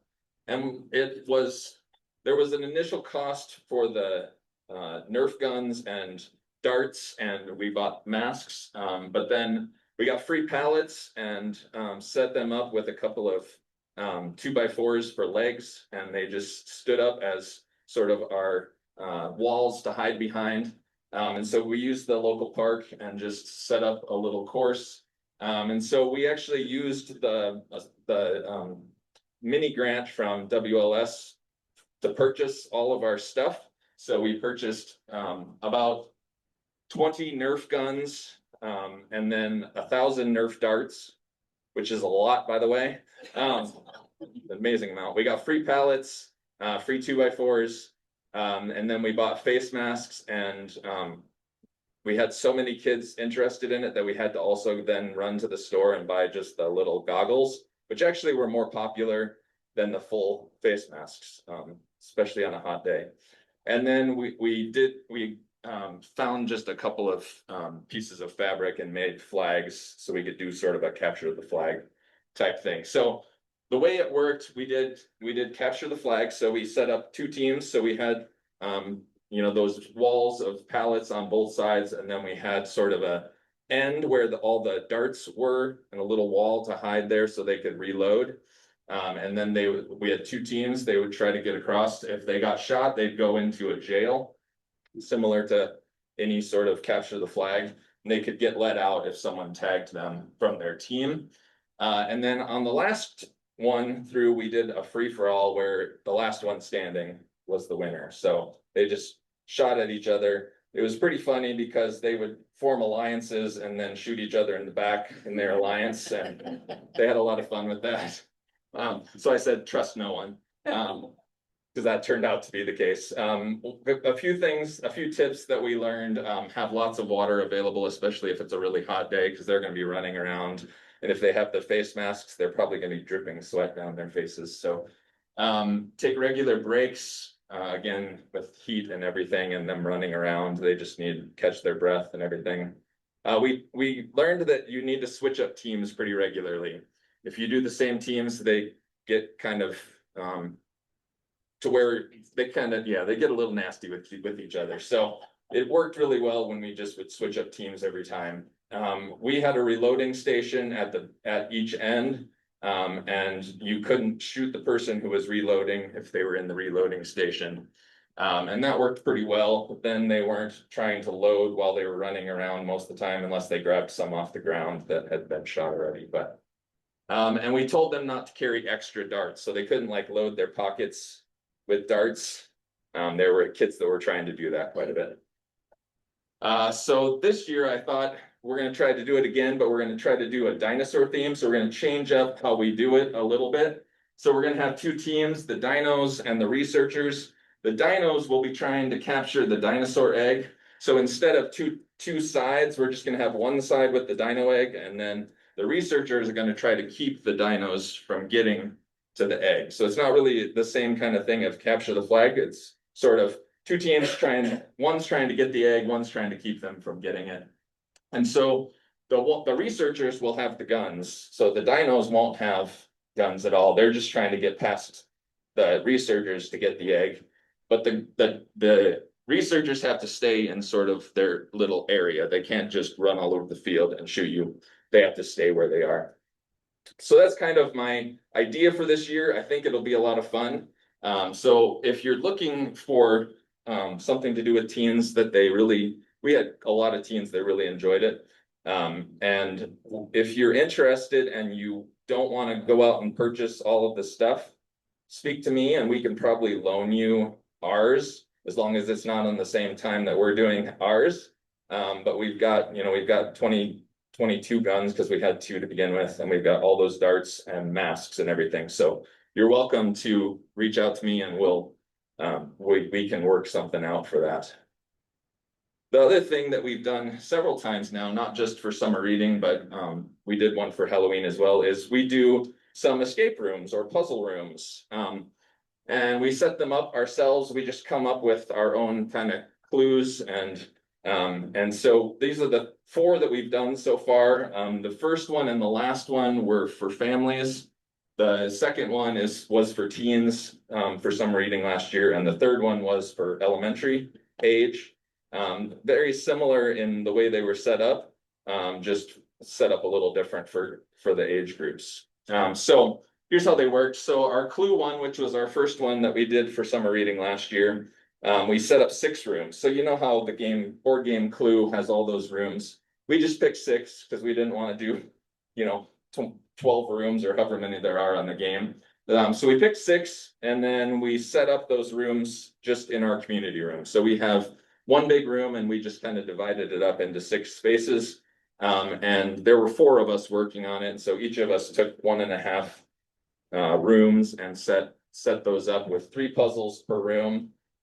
You could go to any order of room. You didn't have to start one place and go all the way through. You just could pick a room, start there, and then move on. Each room had 3 clues, but also had a letter clue.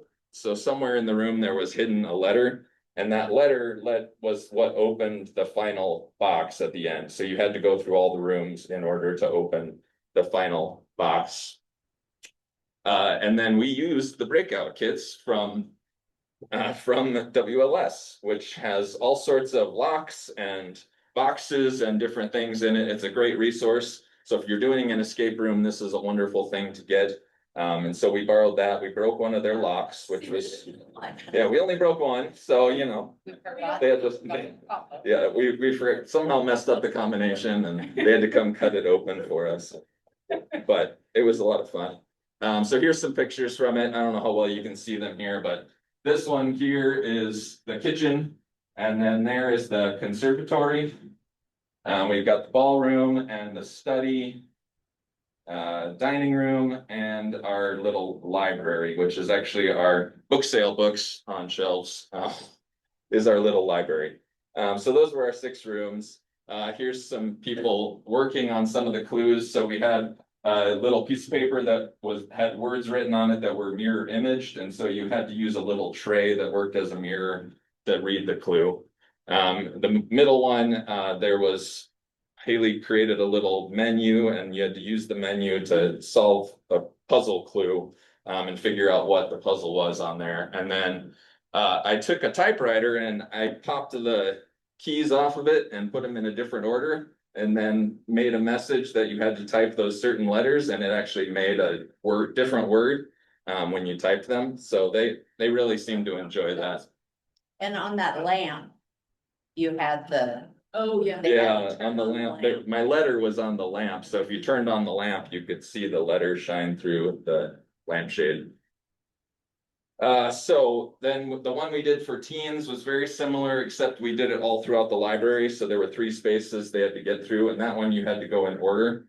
And so they started in the kids space. Once they finished that, they got to go up to the teen space and then down to the community room, which was our art gallery. Again, we used the breakout kit. It was the same summer, so we still had it from the other one. So we were able to use it again, which was excellent. Here's some pictures from that.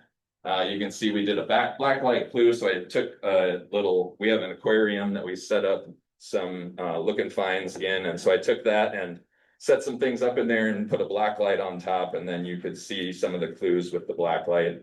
And then I had set up 3 different walls of paintings, and you had to figure out which one was not by that artist. So they were each from a different artist. And so you had to figure out which one, and there were clues to figure that out. And then they had to follow different clues, and it led them to a cake pan, and they opened that cake pan and found a clue in there. So there were just hidden messages spread around in different spots.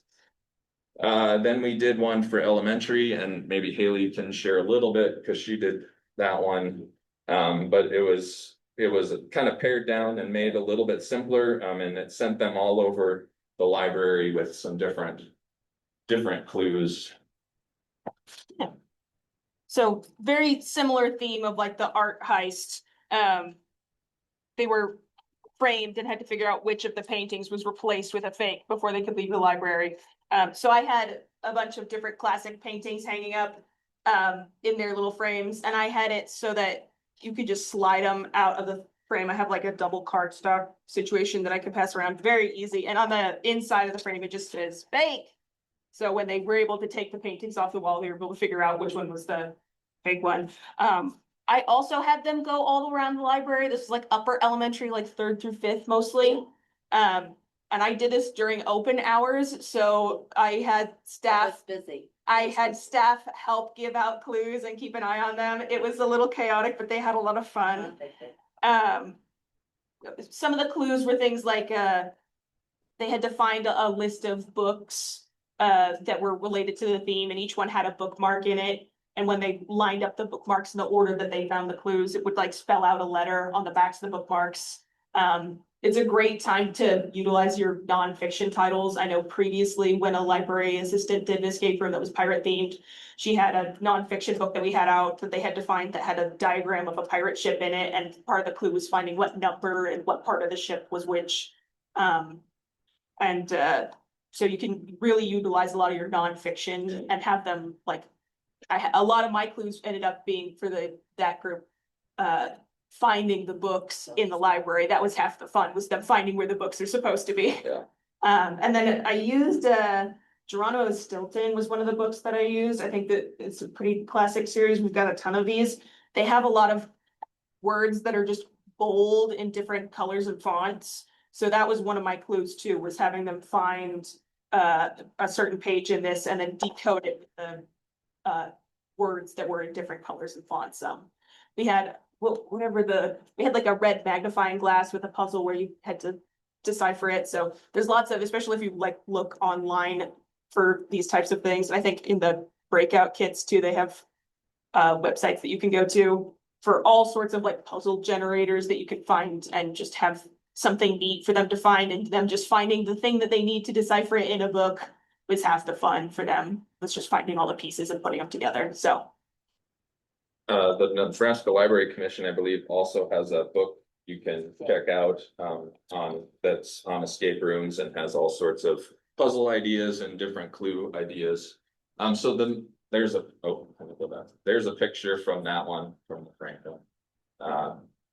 And then we did most recently we did one at Halloween, which was a lot of fun, and we had 4 rooms this time. It was very similar to our one that we did for Clue. And so we divided it between the 4 of us that did it, 1 room each. And so we had a haunted library, a bat cave, a pumpkin patch, and an alchemy lab. And again, 3 puzzles per room. And this time the puzzles would lead you to a piece of a poem. So then you would find the 4 pieces of the poem, and that would give you a clue to find the key to the final room, which is where the witch's hat was hidden. So here you can see some pictures. There's the pumpkin patch on the left and the bat cave, which was a lot of fun. And then there's our alchemy lab and our haunted library. Some of the types of clues, in the alchemy lab, there was a big old dictionary, and you had to find from a piece of paper, figure out what the animal you were supposed to look up, what dragon you were supposed to look up, and then you look up that name, and it gave you, there was a clue in that page. And so little things like that. And so some of the things we did that I think are helpful, we would have families sign up for a 1-hour time slot, rather than, because you have to reset every time. We needed to have them go through one family at a time, so we could then reset before the next family. It took about 45 minutes usually for them to get through, which gave us enough time to set up for the next group. Preferably about 4 to 6 people per time slot. We did have one where we had about 13, I think. And so they actually divided up and went to different areas and did sort of a divide and conquer thing. And so a tip is to make the clues easy enough that you can reset them in about 5-10 minutes, very quickly. And then make sure that your staff that are manning it know how to do all the clues, because a lot of times you have to kind of give hints along the way. So make sure everybody knows how to do all of the things. So this year, we're looking at a dinosaur theme, so we're talking about maybe a Jurassic Park type theme. So the 4 spaces I've kind of, these are just my ideas at this point, a genetics lab, a dinosaur paddock, like an enclosure, a power station and a control room. I think there's some fun things you could do with those. And it doesn't have to, you know, you don't need to make it look like a movie set or anything. It's just sort of getting the idea across of what each room looks like. And it's a lot of fun. Coming up with the clues was almost more fun than actually running it, I think. And there's all sorts of stuff online you can find, just really simple clues. We tried to make a variety of levels of clues so that the parents didn't get bored, but the kids could have things that they could solve as well.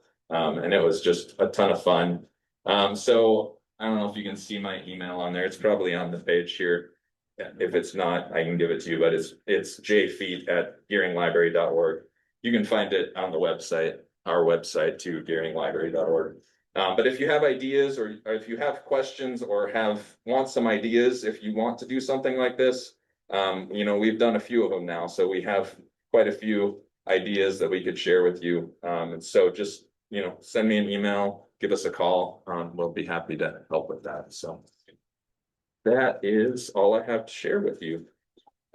Oh, yeah, we used if you've ever seen the little scratch off stickers, you can buy them. And we did some clues where we used the scratch off stickers, and they would just find a coin or whatever and scratch it off, and it would give them a clue or a letter or whatever.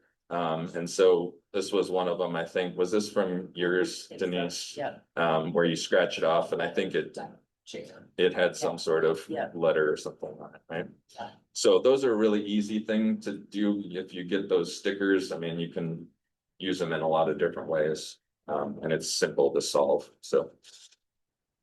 Right. Good job, Jeff. Thank you, Jeff.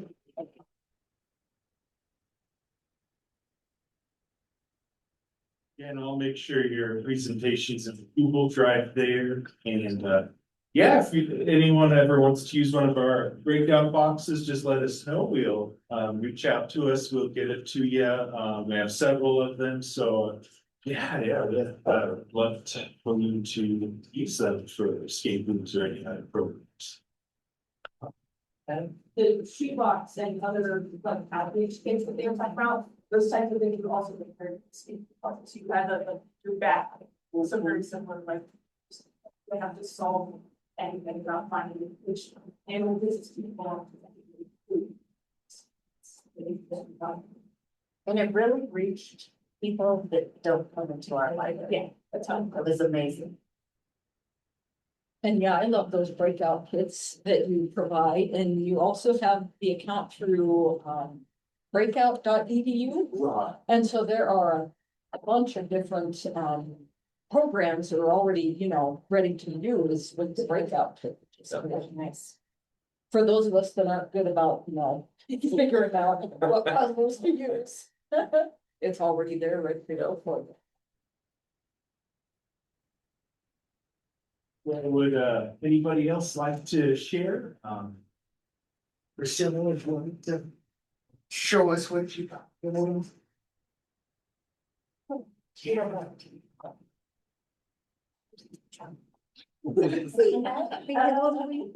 Mitchell.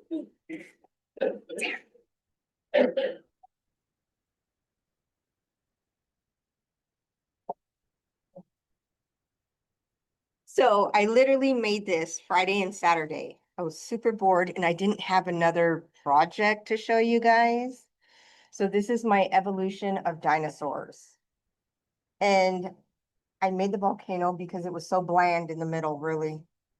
That's a coffee cup, a paper coffee cup that I glued to a piece of styrofoam that came with one of our brand new computers. And this is just construction paper that I colored on. So you have your eggs and then they hatch. Of course, they have to read. Then they grow up and have families of their own or eat their families, whichever comes first.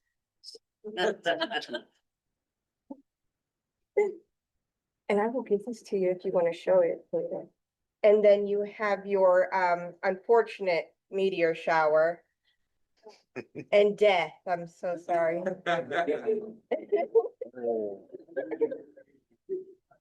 And then you have your fossils, or, although I don't believe it, your fossil fuels. It'd be nice if dinosaurs really fill this up, but, and we can pass this around. I'm not too worried about this guy. That is so cool. That is so. How long did it take you to put that one together? I worked on it for probably an hour Friday and most of the day Saturday, just because I didn't know what I was Right. doing. Yeah. I was just putting stuff there. And, you know, I thought it would be nice if you kind of put the words, you know, like the Triassic when they first started, Jurassic in the middle, and Cretaceous, whatever, in the ending parts of the dinosaurs' lives. But I didn't get that far. Did you find did you just make that up on your own or find a? No, I just made it up on my own, and I just Googled dinosaur clip art. So, I mean, there was nothing specific, anything. I just figured another craft to bring.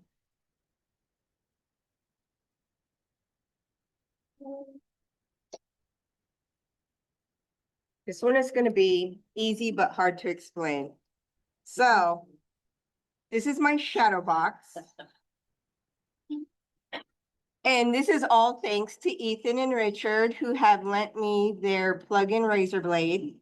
It's called the what? Yeah, creek. That's what I said. And so, these things, they kind of take forever. I could cut out, there are 8, 9 sheets, and I can literally cut out 2 whole projects in one day. I mean, it takes a really long time. The little fairy lights I bought at my Dollar General. It was nothing. The pattern I bought off of Etsy for $3. And well, once you buy it, it's yours. And it gives you a bunch of different formats, and hopefully one of them works. Ethan actually had to help me with mine. He put it on the computer so that way I could actually find it and get it cut out. The frame, they give you instructions that look like English, but I promise you, they are Great Britain mixed with freaking Chinese and Japanese and every other knees that you could think about, and you will never figure it out. You might, Mr. Clue over here. But I mean, if you do, you let us know. So I simply got a piece of paper, cut it, and bent the corners inward. Now, my frame's not the best because my dumb self decided that I was gonna bend these corners inward while my shadow box was already in there. So, lesson learned, wait to put your shadow box in there, but I didn't know what I was doing as far as the frame. But I had just set it in there, and my shadow box, it wanted to fall out. So you need the lip on that. And then, well, you can kind of see it's coming apart. I just used our lovely book tape at the library, and there's nothing to the back of it. I just kind of reinforced it with a couple strips of paper. And that is all. And I will pass this around if you guys promise not destroy it, because like I said, my tape is sucky on here. But this way you can just kind of see how it was done. But yeah, the little plug-in razor blade, it cut all that out for me. So.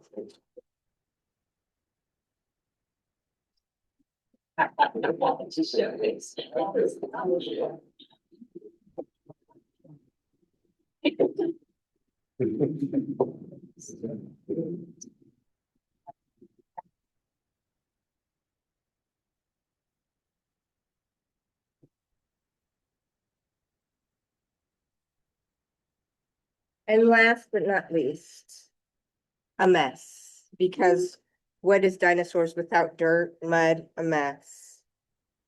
Now.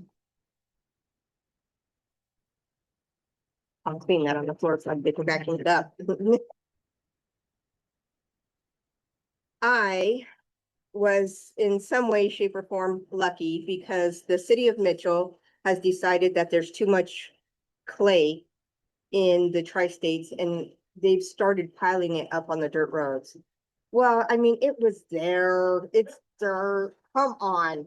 So the thief in the night who turned off the headlights and was throwing clay into my car, that would have been me. And I took it back to the library and I broke it up with the hammer and I put it into a mop bucket. We won't tell Mary Ruth. And I just poured a bunch of hot water on it and it dissolved beautifully. I didn't have to sift it or anything. Well, I put it in one of our book boxes lined with wax paper.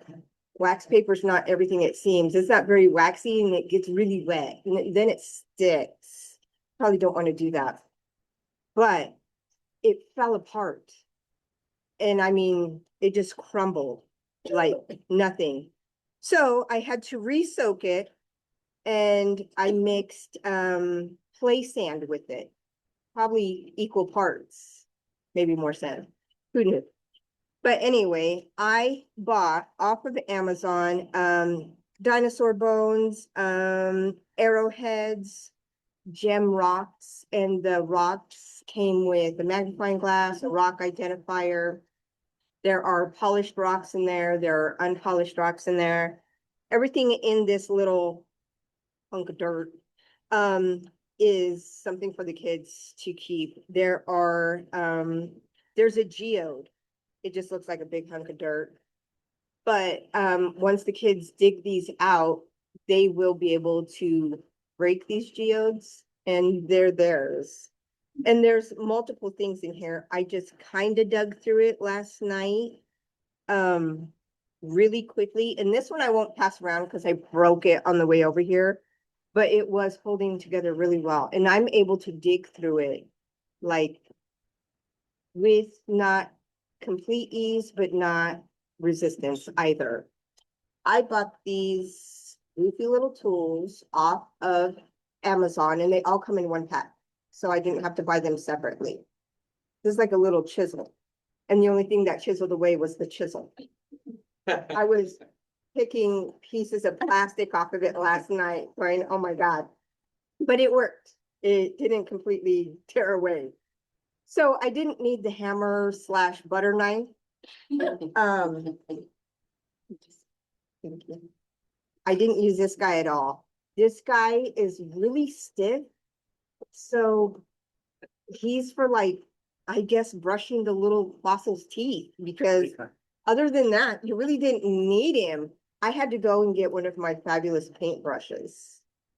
So if you guys want to come up here and see my lovely little dirt mess, that would be awesome. And if you want to kind of pluck away at him, you can, if you want to brush him. Like I said, this stuff moves really easy, but not so much that it just falls apart. So that's all I have. Thank you. So,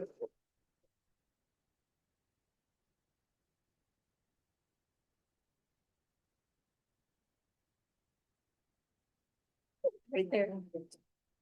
Oh, you can't even miss it. They have it in piles all the way through Scotts Bluff and the Mitchell. Oh my goodness. Just big piles of it. This is amazing. So what you did, like half clay, half play sand ish. Yeah. And that clay that I got was not, like I said, dirty. It didn't have stickers and sand. It didn't have rocks, nothing in it. It's really. That's a good find. Yeah, right. Yeah. This is like, that is so fun. And that they have to read the book. Right. See, it moves really well, just, It really does. but not so well that it just Yeah. reveals everything, yeah. I'm sure if I chipped at it a little bit, I'm sure. Yeah, it will move away from there, but That's so fun. I like that. What did you, so little dinosaurs, rocks, smooth This is, gems, my Tyrannosaurus Rex. just little odds and ends in there. Yeah, I think this is my arrowhead right here. Yeah. This is my geode. So once they Yeah. dig that out, they can crack it open. And I got all that stuff off of Amazon. Yeah. And I think the little gem rocks, I got like You can get some. 600 in a box for just a couple bucks. Yes. That's excellent. Yes, I like and that. the arrowheads, they came a dozen in a box for $5-6. And what did you, oh, sure, Right. I just laid it on the box. So when I mixed the sand with it, it was like a really thick mortar almost. So it kind of just held it together? and I turned up the heater in our bathroom. But yes, I broke it traveling over here, but he was holding together really well. I love how you use the natural clay as part of that. Yes. I think No. part of it is the flour, they gave recipe for flour, but this isn't a flour, I mean, Yeah. this isn't a start face because it's gorgeous. So I just have a few things to share from my library collection. These we of course use year round. And if you need a boost to your circulation, and families absolutely love these, there are backpacks. So this one is the easy fiction one. And so in each of our backpacks, they have several books and activities. Like we got the dinosaurs.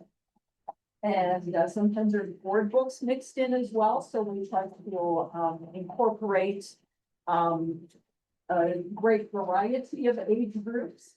And then this one has a dinosaur matching game. And then inside the bags, there's a collection of plastic dinosaurs to play with and to identify and figure out, whether they are omnivore, carnivore.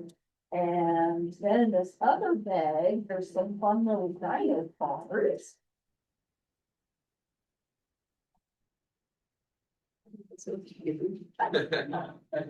Yeah, so there's six of those dino cars in that bag. And so this is one of our most popular ones that goes out throughout the year. And then we also have a juvenile fiction gun that includes a fossil kit.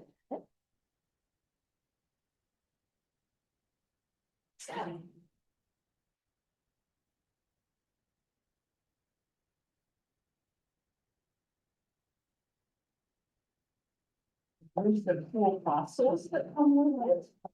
And then several books in that one as well. One of them is like a nonfiction, talks about all the pop-ups, Yes. Love those, and then of course get my facts about the dinosaur. So amazingly, I don't think we've ever had to replace this one. Yeah. I mean, we had to repair, a few of the items and put a little tape on it to secure it, but yeah, it has stood up really well. And then there's also a big thick book that the juvenile fiction readers would love. Then, let's see. Oh, some of them do include movies as well, so there's of course the Jurassic World. And then also we have this fun STEM kit all about dinosaurs. The jumbo dinosaur with the mammals and babies, board game Dinosaur Escape. And there's some books in here as well, dinosaur stickers.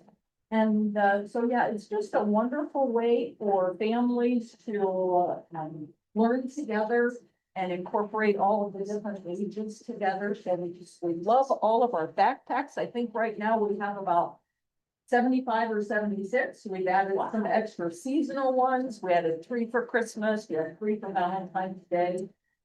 Yeah, and they are just super, super popular. And you know, some of the backpacks you can fit 20 to 25 items inside them. So talk about a boost for your circulation. So we do a bulk circulation on those. And then I also brought, from last year, you may remember, my ukulele. This one's just a little bit different, and I know Jeff plays ukulele as well as guitar. So has anybody else learned ukulele recently? Oh, you absolutely have to. Now, the one that I normally use is called the concert size, and this one is a soprano size. They're stringed the same and tuned the same. This is really good, you know, for young people to play, and they are just, you can buy a ukulele for like $70 or $80 at the most.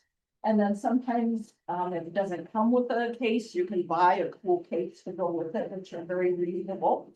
And so you can even have some fun songs. And you don't have to be a musician to write your own dinosaur song. So, you know, you can just use like Twinkle, Twinkle, Little Star, and even kids can make up their own verses to go along with it. So here's this one.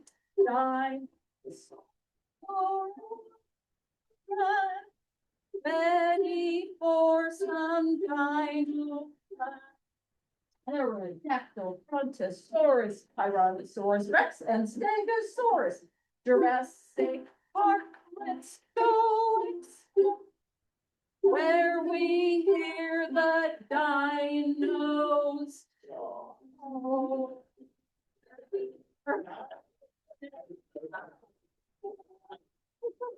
Well, I just encourage you all to buy yourself a ukulele or put it through the library. I mean, talk about a great investment. And, you know, it's just so fun and easy to learn. So that's all I have. You're welcome.